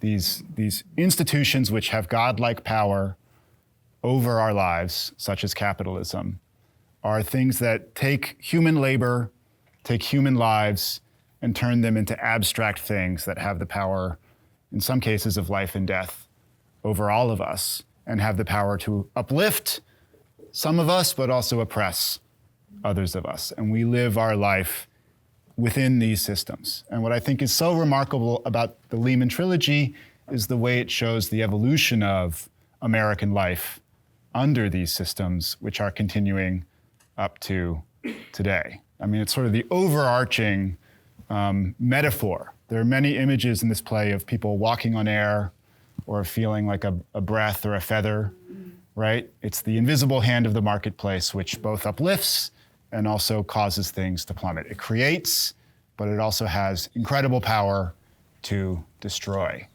And that, I think that image of the creative and also the destructive power of capitalism is one that is fascinating to me about this play.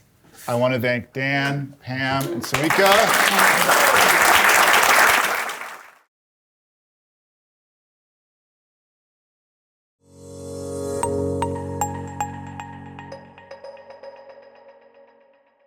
My name is Leonae Noble. I am the Director of Equity and Belonging and part of the artistic team here at Shakespeare Theater Company. So, and let's just say that first panel was incredible, led by Drew. You know, thank you to those who came out to be a part of that panel.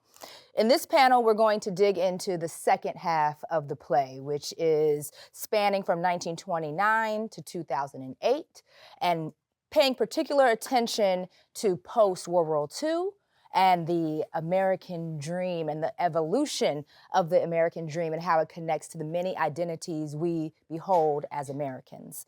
Before I dig into that, I am here with an esteemed panel. And so instead of me saying pieces of their bio, I'm going to pass it to them to introduce themselves and say a little bit about what they do. Thank you. The title Director of Equity and Belonging is pretty cool, I'd say. I like it. Belonging. Yes. What a great way to fulfill a role. So I'm Peter Marks. I was the Washington Post theater critic for 21 years. Yes. Thank you. By the way, wherever I go in the world, people say to me, Peter Marks is at the Washington Post, what's happened? That's what my wife says. What is it? But I have to say that that retirement is a very happy transition. I am thrilled for the first time in my life not to be reporting to somebody. So that is a great part of my life. I worked at the New York Times for a decade before coming to the Washington Post. And there I was a theater critic and also covered the 2000 presidential campaign because the editor of the New York Times thought it would be hilarious to have a theater critic cover politics, although we discovered that every political reporter is a theater critic, so it was redundant. Anyway, I am thrilled to be in this new capacity as a theater goer and theater lover back at Shakespeare Theater Company, which I have followed the progress of for so many years, and I think we're in a real wonderful period of flourishing for the company. And I thank both Drew and Simon for their leadership. And thank you all for being here to talk about this great play.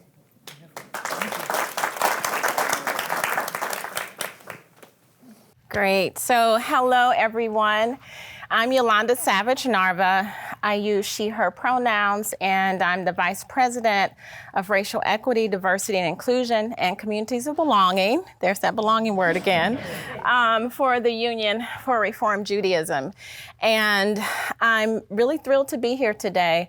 I have a background in public health and health equity. Just kind of give you a little bit more background about me. I'm originally from Mississippi. I'm a Black Jewish woman, and I am, I call myself a citizen of the world. I really, yes, that's like my main title. I'm a citizen of the world. I love being in community, being in conversation, and having the opportunity to learn and grow from conversations and other people's experiences. So it's really a pleasure to be here this morning.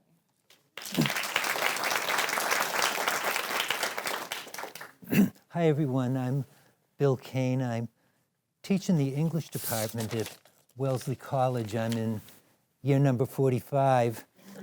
Still going strong, though.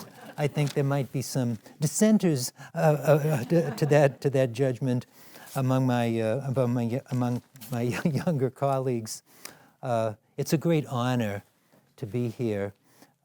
I'll be doing my best to speak a little bit about the LEHMAN Trilogy from the perspective of someone who's taught for a long time American literature, American studies. I'm also honored to be here because Sidney Harmon was my father-in-law. And I'll just mention to all of you that Jane Harmon, married to Sidney, is in the audience today, and my beloved wife, Barbara, we've been married since 1982. She is in the audience as well. So it's a great privilege and also a certain amount of pressure knowing that they're in the audience for my presentation with these wonderful panelists. Wonderful, wonderful. You could write the Harmon Trilogy. The Harmon Trilogy, yes. Good. I love how Drew's father, we had Drew's father, the first panel. We have your family here. My mother is also in the building, so it's a family affair. Yes, yes, yes. A lot of belonging. Yes, a lot of belonging. All right, Peter, let's start off with you. Yes. You wrote a piece on the Broadway production, and the quote, to quote you, you said it was a work about the double-edged seductiveness of the American way of life. Can you expand on that for us? Yeah, the LEHMAN Trilogy obviously tells this incredible story. How many of you have seen it as yet? Just a few. It spans, you've talked about this before, I'm sure, this morning, so I won't go into synopses. But it really, for me, is the story of the price of freedom. The idea held open to immigrants that America is this land of endless, boundless opportunity was taken so much to heart by the Lehmans that they never really understood that there were rules about how to progress in capitalism. And capitalism run amok is turns out to be a very dangerous weapon. And I thought that in spite of the fact that it's the story of this brilliant family of incredible innovators, what they really did was they ran so rampantly and veered so much between good intentions and dangerous ideas that it ultimately resulted in their own destruction, the collapse of the institution that they had created. So for me, it is a cautionary tale about what an unregulated, aspirational family can achieve, but also what harm it can wreak. You also touched upon the pathos that this play unearths and how it relates to that of a a Greek tragedy, as we see, telling us as we go what we're about to see, the impact that is about to happen, and how it's of epic proportions. Can you connect with that? Yeah, you know, I try to look at the piece. I've seen it now 3 times. I saw it the other night for the 3rd time, and I have to say that the staging here at Harmon Hall is brilliant. The conception of Erin Arbus, the director, how she has conceived it very differently than it was done on Broadway, by the way, but equally compelling, really made me think a lot about the epic quality of this piece. And also, you know, trying to find, you know, we always want to find a hero. You know, we want something heroic to come from our understanding of great stories. And I'm not sure there's a hero in this piece. Throughout this family struggling over time, you know, I don't know that it reaches tragic proportions because you never get the sense that anyone understands the consequences of what they've done. There's this wonderful image towards the end of the play of Bobby Lehman, who's sort of in the last generation of Lehmans to run the company, and he's the most buoyantly American, flamboyantly in love with all American culture, but also sort of reckless in his love of culture and love of money. And what you watch is in the 60s, they do this little dance, he twists, and he lives into the 90s, and they have this idea of him twisting to his death, and even twisting in his grave. And I thought of the idea of a family of Lehmans all turning in their graves over what has transpired, out of control, out of their own control. For the, you know, as we know, it all ended very badly in 2008. Just as an aside, I wrote a book, weirdly enough, with my wife, who was working for AIG, which is one of the companies that's which is one of the companies that sank the American economy in 2008.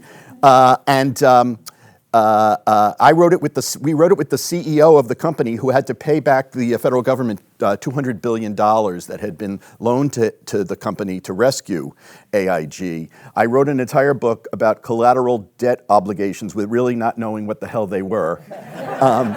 But it also gave me, you know, a sense of the hubris on the giant scale of what this play also embodies. Wow, wow. Powerful. Did you see any connection with, well, seeing the Lehman trilogy and then working on that book? Mm-hmm. Did that give you further insight into the mentality of the Lehman brothers?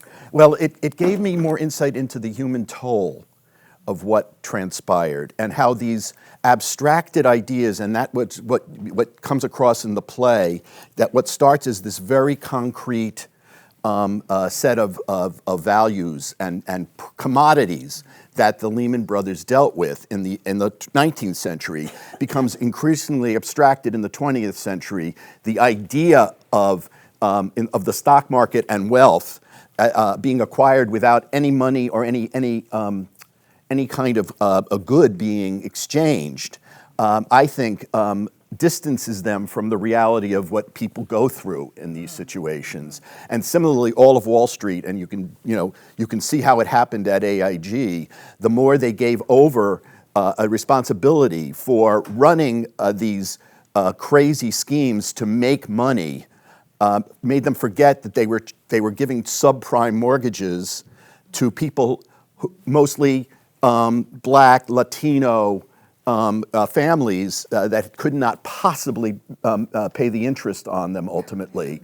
How that was, you know, almost a kind of reflection of what the Lehmans did in the 1860s or 1850s when they were trading in cotton, but not really understanding that it was enslaved people that were at the basis of the economy. You know, there's this kind of feeling all the way through, and I felt that when I wrote the book.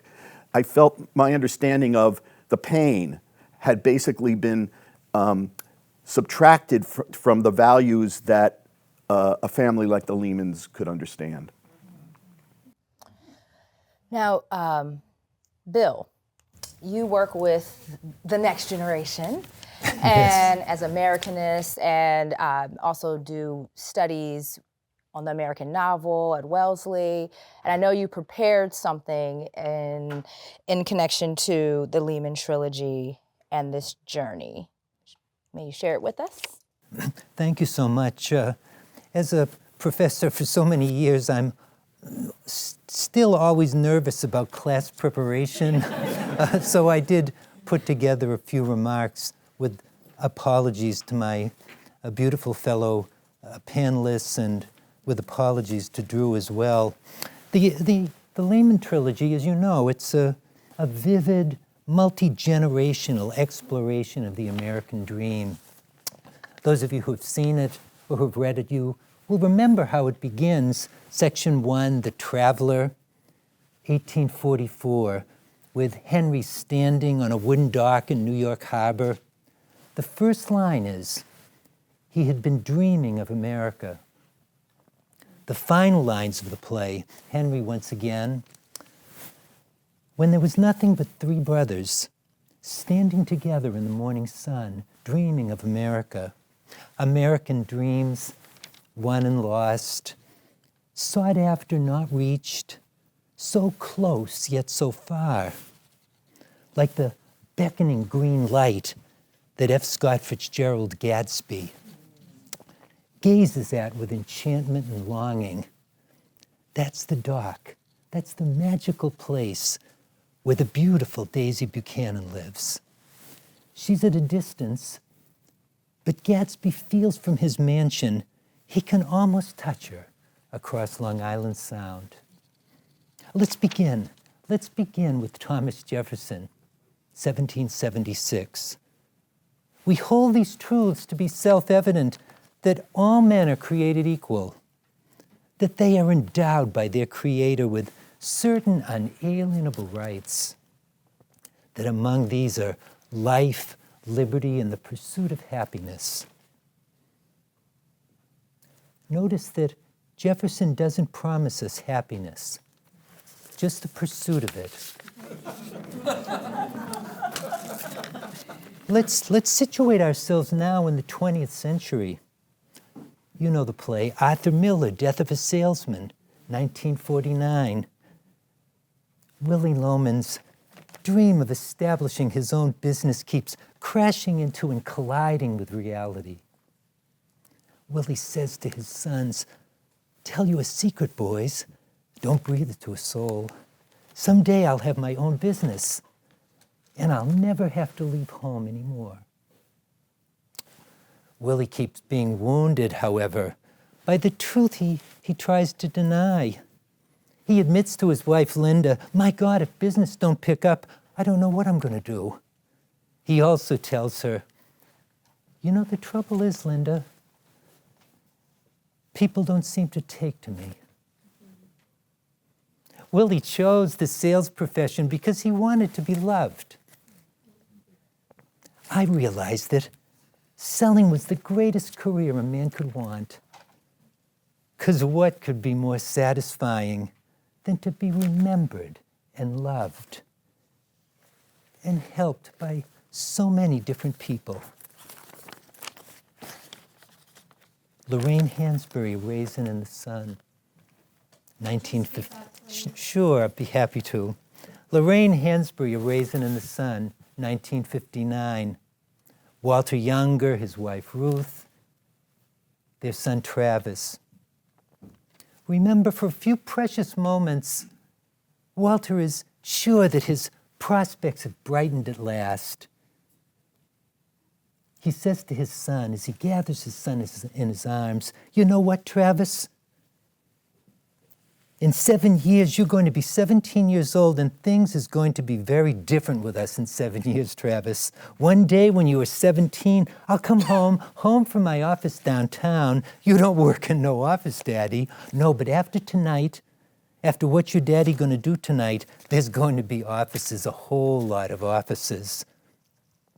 Walter then explains to his son the big deal that Walter is about to initiate. The long speech that he makes, beautiful speech that Hansberry writes for him. It concludes, "Just tell me where you want to go to school," he says to Travis, "and you'll go. Just tell me what it is you want to be, and you'll be it. Whatever you want to be, you just name it, son, and I hand you the world." Miller and Hansberry, everyone, they describe the desire for the American dream as we all too often quest for it. This dream is about money, property, possessions, prosperity, security. But, and here's the important part, Miller and Hansberry more centrally is showing us that the American dream is really about connection and community, about family and relationship, recognition and acknowledgement. And it's about loneliness. And the distortions and confusions and heartbreaks that result from our illusion as Americans that it's about something on a bank statement, or a big house, or a fast car. The year is 1929 in the LEHMAN trilogy. Listen to these words that Emmanuel speaks. "I think that to trust someone is to share something important. We're all terrified of being alone. If I trust someone, I think he'll be there for me. I believe he will be. If I trust this man, I stop asking questions about him. I simply believe." But consider what Emmanuel says next. If we transform this trust between men, the trust that makes families and relationships, into the trust between a customer and a brand, then we'll get more than new customers. We'll get believers, and they'll stop asking questions. Emmanuel divines that what matters above all is trust and belief, finding an answer to that aloneness. There, I think, is the essence of the American dream. It's what we Americans, so proud of our individualism, yet so perpetually discontented with it, are looking for. Emmanuel, he skews his own insight, doesn't he? It's all about money, getting and spending, getting ahead, and if we must, to make moral compromises, deceiving others and ourselves. Henry says at the very beginning, we sell to whoever will buy. Not even an instant of awareness that this jamboree of profiteering occurs in the midst of the lacerated backs of the black enslaved. Emmanuel, 1965, he says if we can convince the whole world that to buy is to survive, to buy is to exist, then buying will mean living. And we will break the final barrier. This touches on the story and message that American writers have described and explored and dramatized for decades, for centuries. My main criticism of the LEHMAN trilogy is that for all its breadth and virtuosity, it glances at but does not make us confront and think about this baffled yearning embedded in the national psyche. That what we need is not what we really need. That what we want is not what we really want. The real reality, I'm moving toward my conclusion now. The real reality is right before our eyes. It's always been, but we cannot bring ourselves to see it. Trump and Biden and all the rest tell us that the American dream is dying or dead and that they can revitalize it for us. But it's not about the cost of a mortgage or the price of a gallon of gas. Of course, we care about material goods. But the more urgent matter is that people are spending less and less time with other people and more of it face to the phone. The writer and journalist Derek Thompson, he made exactly this point. When did he make it? A week ago. He writes, listen, for Americans in the 2020s, solitude, anxiety, and dissatisfaction seem to be rising in lockstep. Real-world socializing has declined for both men and women, for all ages, for all ethnicities, and for all levels of income and education. Other forms of togetherness have declined by about a third in the past 20 years, including the share of Americans who volunteer and the share of Americans who attend religious services over the weekend. In sum, Thompson concludes, and maybe we can bring this to bear on the Lehman Trilogy in our conversations today, Thompson concludes, we have been witnessing the decay of America's social infrastructure. It is so seductive. This notion we have that the best place is inside ourselves. We know in our hearts it's the opposite, that that's where loneliness lives, and where envy and resentment and despair make us their prisoners. That's the tragedy of the American dream, that we are wedded to our misconceptions of it. The familiar dream, the one we always talk about and seek, the one we are in pursuit of, it's not the right dream. The abiding question is why we cannot break free from imagining that it is. All right, Professor.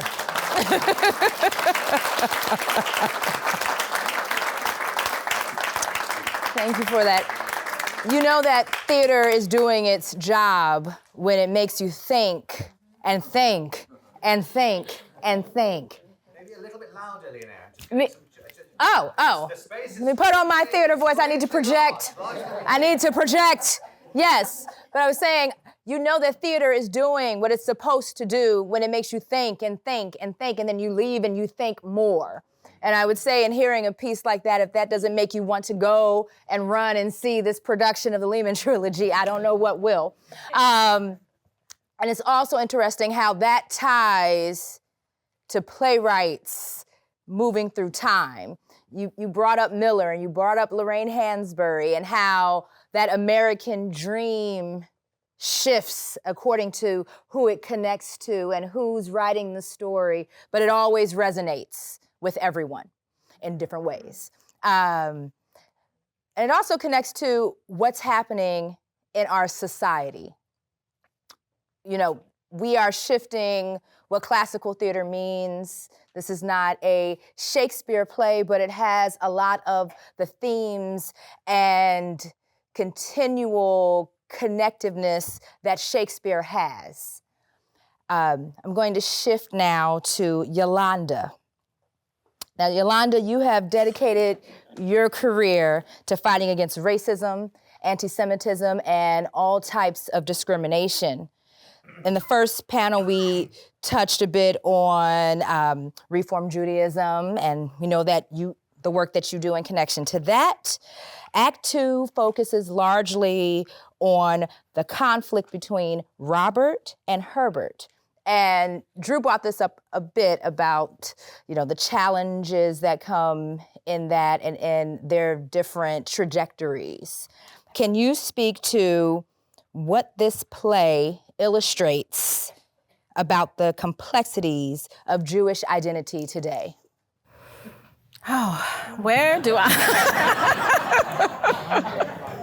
You've got 3 minutes. Go. Oh my goodness. So thank you for such an amazing question. Before I answer it, I will would like to kind of frame what I heard from my amazing panelists, and it gives me a segue into answering that question. And you gave such powerful themes, and this idea of a human toll is really powerful. And additionally, how that is juxtaposed throughout what we call an American dream. And I think that those things are very powerful. And having this opportunity to imagine the unimaginable is where we are, I think, in our world today. The complexity around Jewish identity is most complex, I think, today. I think Robert and Herman, you saw that play out based on who they were, where they were in the country, what lives they lived, how they interacted with the world around them. And I think if we fast forward to today, when we think about Jewish identity specifically, it's not this binary anymore. We're in a different point in time. I know on the first panel, we were talking a lot about the Black community and the Jewish community. And we're at a time now where there are Black Jews. There are people from all different multiple racial identities and ethnic identities who are a part of the Jewish community. And I think that that's a piece of the complexity around being Jewish today. I think the brothers also had some, kind of rub against how to be Jewish. I think that's another part that we have to really unpack. Is it a love of Torah? Are we focused on tradition and ritual? Does being Jewish mean that you're culturally Jewish? Instead of having, your Seder table look one way, does it look another way? All of these things are part of the Jewish experience. There are multiple truths that are involved, I think, now about what it means to be a person that's Jewish in the United States. And there are a lot of complexities around identity that we are continuing to unpack. With unpacking that, and when we think about the things that our society is dealing with today, racism, anti-Semitism, ableism, homophobia, there are people in the Jewish community and external to the Jewish community who are also intersecting in all of these identities. And so that complexity is compounded when we really start thinking about how people are living in the world today. And I don't think that was any different then. And I think it's very important for us to really kind of suss that out and talk about what that means. Can I just say, I do think there is, Yolanda, I'm Jewish. There have been some reactions to Lehman Trilogy suggesting that it plays into anti-Semitic tropes. Anytime you equate Jews with money or making money, it becomes a very loaded topic, and it leads people to false assumptions about how the majority of Jews live. But this play really, at the same time that it sort of reinforces some of those negative stereotypes, it also portrays the Lehmans as being less and less Jewish. I mean, it's sort of embodied in the idea that when they sat Shiva for Henry in the 1800s, they observed 2 weeks of mourning, and by the time Philip has died, it's like 3 minutes of silence. So there's how do we? I'm curious, and I don't mean to take you. How do we process, how do we talk about some of these Jewish values versus how people see Jews as, rapacious, controlling the economy, cabals? Yes, I mean, that's a very big issue today. And I really think we have to think about the structure that this country was built upon. And the American dream, I think, for a lot of people, who were coming from places where they were being oppressed. There were pogroms, enslaved Africans were brought over and enslaved, and that's a different conversation. But I think the American dream is based on this socially constructed idea of who's who's here and who's here. And then all of us kind of fight and figure out where we fit in between.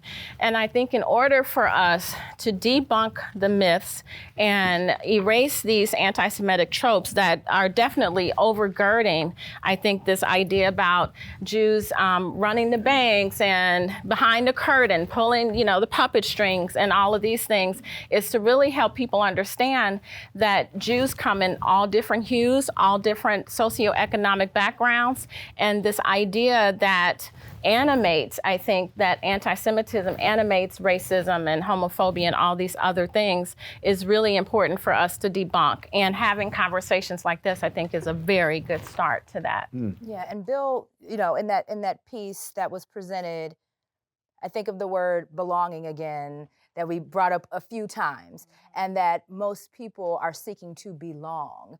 And you Peter, you just mentioned, that they became less and less Jewish.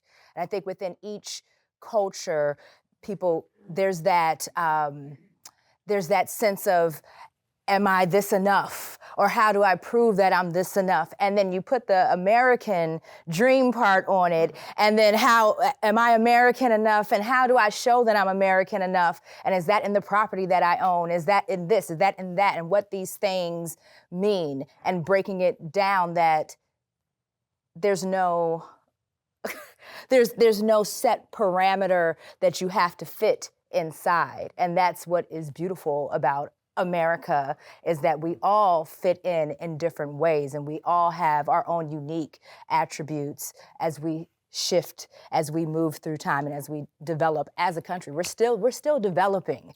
We're still developing and moving. And I think this play, since it's through such a long period of time, allows us to see how, as people, we evolve and what becomes more important and less important, and how that shifts through time. I agree with that. I think we're really pushing against this kind of framing of how the American dream was portrayed to many people, and it was this this goal of reaching whiteness, whatever that meant. That meant that we were setting ourselves up to want, the house in the suburbs and the picket fence.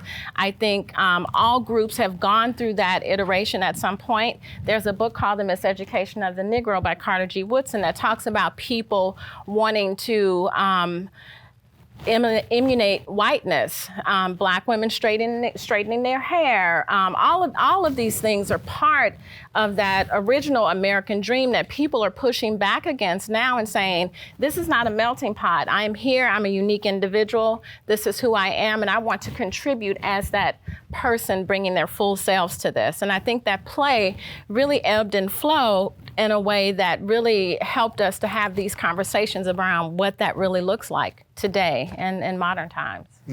We have so much conflict and strife and polarization today. I hunger, as I suggested in my little talk, we hunger, I think, we really do, more than maybe we want to acknowledge, for interpersonal connection, face-to-face intimacy with others, and others who are different from ourselves. Maybe we need more stories about communities across American history that have been constructed and built across racial and ethnic and religious and gender, etc. Differences. Booker T. Washington, the African-American educator, author of Up From Slavery in 1901, he frequently turned to the American Jewish community. He invoked them when speaking to African-American people, inviting his African-American brothers and sisters to see what they could learn from the experience of Jewish immigrants who had come to America, overcome discrimination and bigotry, and begun to build better lives for themselves. On the other side, at the same moment of the historical ledger, the great W.E.B. Du Bois, one of America's premier intellectuals and Booker T. Washington's rival, he found friends among liberal and leftist Jews. he collaborated with them to help found the NAACP in the early decades of the 20th century. I leap forward, as I know many of you could, from your knowledge of American history, to Martin Luther King's campaigns for civil rights in the 40s, 50s, and into the 1960s, where so many of King's closest intimates and comrades during those hard years of struggle were American Jews. But Bill, I think also, yes, I do think this idea, we have to understand how to come together, but we really have to know how the hell we got here. And I agree with that. I think that this play is as much about that. We are it's a mess. The system is not fair. It's so inequitable, and we see how it could be the reins of it could be taken control of and driven into the ground. I think that's sort of that crosses all ethnicities. That's not a Jewish story. That's an American story. I don't agree that the play does not settle on a kind of understanding of character. I don't think you have to make it a sermon to understand, where things went wrong with these people, why it ended up so horrifically bad, how it almost brought the entire economy down. That seems to me something we really need to address and look at. And I don't think that we're there. I don't think we have the capacity as a country to really, just as we're trying to come to terms with slavery, we're really also not understanding, I think, the excesses of capitalism and what that I'm not a communist, but I really truly believe that that's what this play is telling us, or is asking us to try to understand. Can I say one thing? Peter speaks with wonderful eloquence. I acknowledge it. Beautiful words. My point of resistance to my dear friend Peter is that I think it can become hazardous, it can become dangerous to stress and to highlight the magnitude of the system. Our first speaker today, our controller for the currency, what a terrific presentation he gave.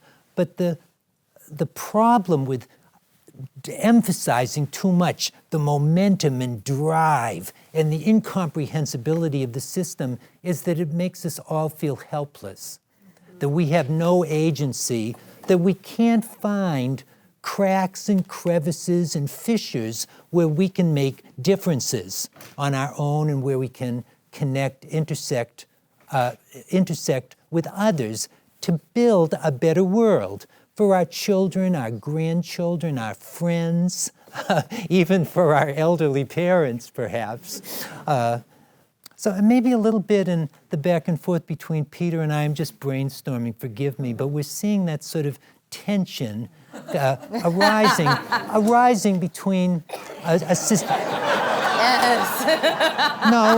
And between what is the great Marxist question? I mean, what is there to be done? What can be done? And this may come from having taught Ralph Waldo Emerson for too many years. I think something can be done, but that it's important to cling with Emerson, with William James and others to that belief, and not to feel that the system has become so widespread and so saturating each and every breath that we take that all we can do is just sit back and wonder why. Peter, what's your... I'm going to let Yolanda Yeah, you go ahead. I'm going to let Yolanda come in. You intervene. What would you say in response? But I want to hear from Peter, too. I want to hear his resistance. I defer to Yolanda. Yes, let's have Yolanda get in there. This is living in the both and world.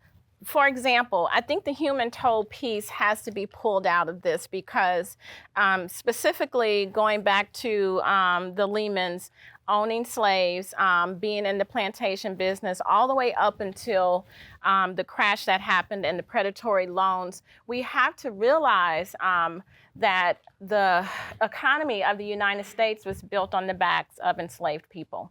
And if we really want to dive into conversations, this talks about reparations. This talks about why there needs to be a truth and reconciliation process that happens to right the wrongs. And so this is the action piece, I think, that we need. And that's the harder part for people to say, okay, I have to admit as an individual and collectively that there has been irreparable harm that has been done. And those debts have never, ever been paid. And I think it's going to be really challenging for us to move forward until we have that conversation nationally and move forward. We know that reparations have been paid to so many different other groups in our country, but not people who are descendants of enslaved Africans. Why is that? And I think when we start doing that, digging and unpacking, reparations means restore and action, repair and action. And so I think that's where the rubber meets the road. And we just aren't there. And so many people are unwilling to go there. And I think that's one of the reasons we continue to kind of go in circles with moving forward on anything, because the most impacted people have never been compensated. Yeah. So this play has made us go there and a few other places, which again shows that theater is doing its job. What I heard in connection to what you all were just speaking about was that as community, as groups, none are monolith. And there are complexities within and complexities that are shared on a mass level.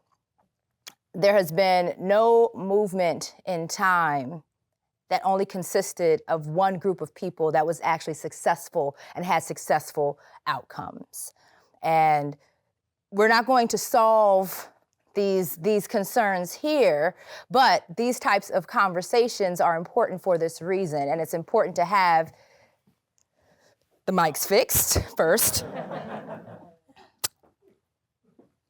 Pitch invasion. Yes.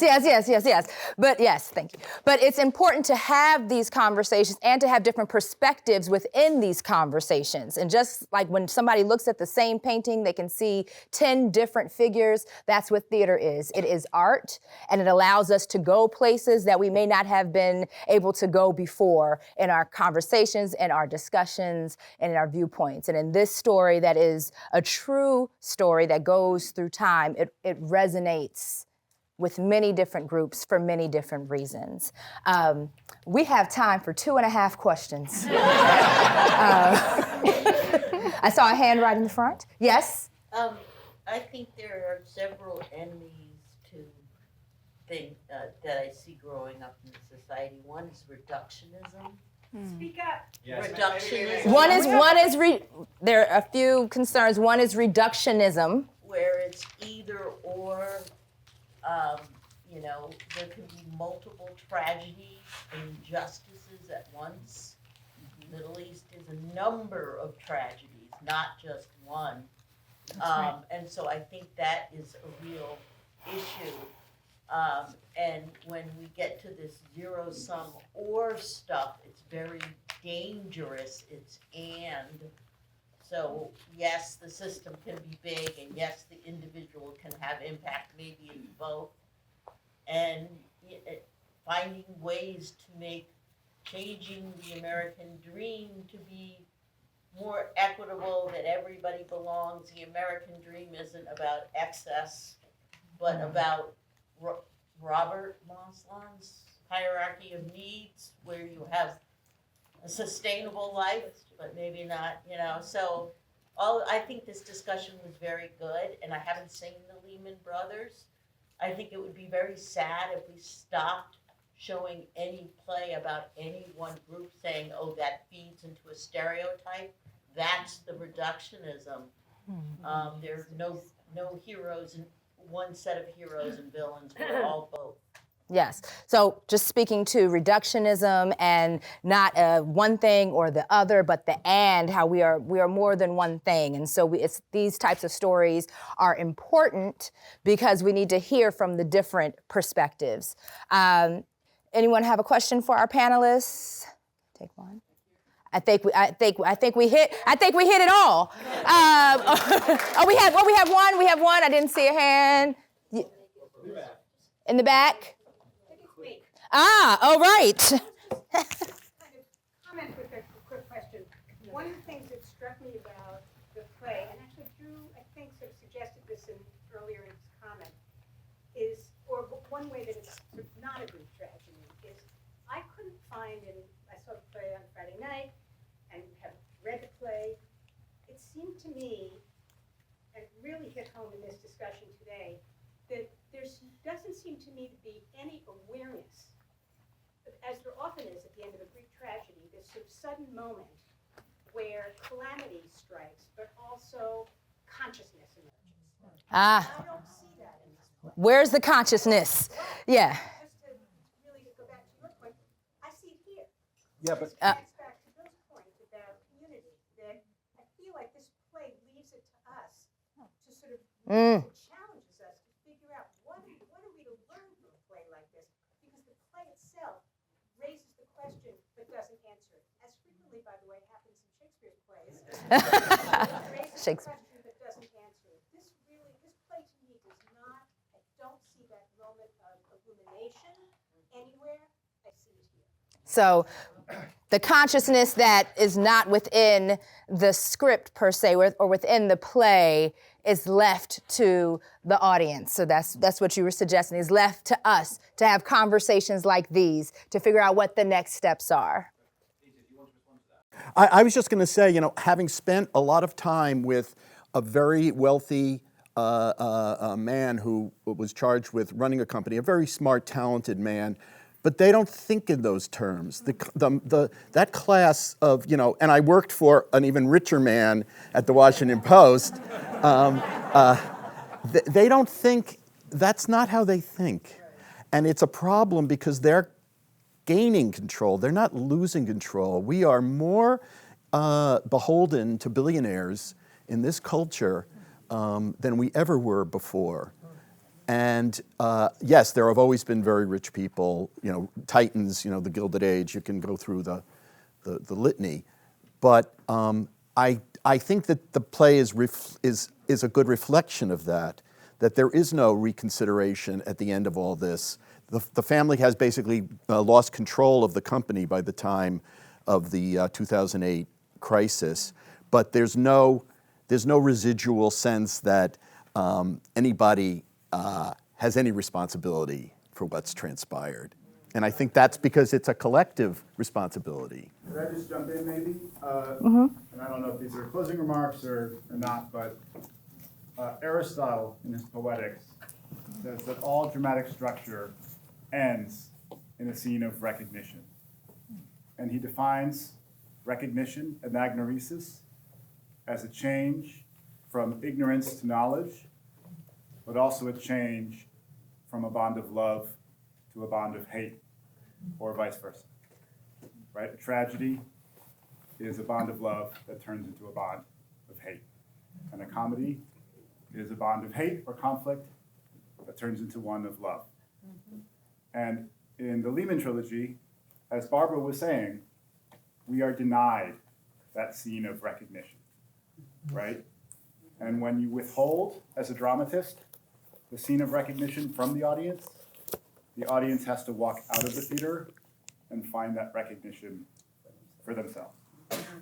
And I think one thing that's been a common through line in all the remarks today is that we are still living the play of the Lehman trilogy in our lives. And as Yolanda, you were saying, truth and reconciliation, recognition has not happened in American society. We have not deconstructed the myth of the American dream in order to build a new America. And the final lines of the production are three brothers dreaming of America. Peter. But I was going to say, but in your discussion, Drew, and what we're talking about here, and our experience of this, even with Bill being wrong about some aspects of it, there is a sense of belonging. And that's where theater is so marvelous and so vital. Yes.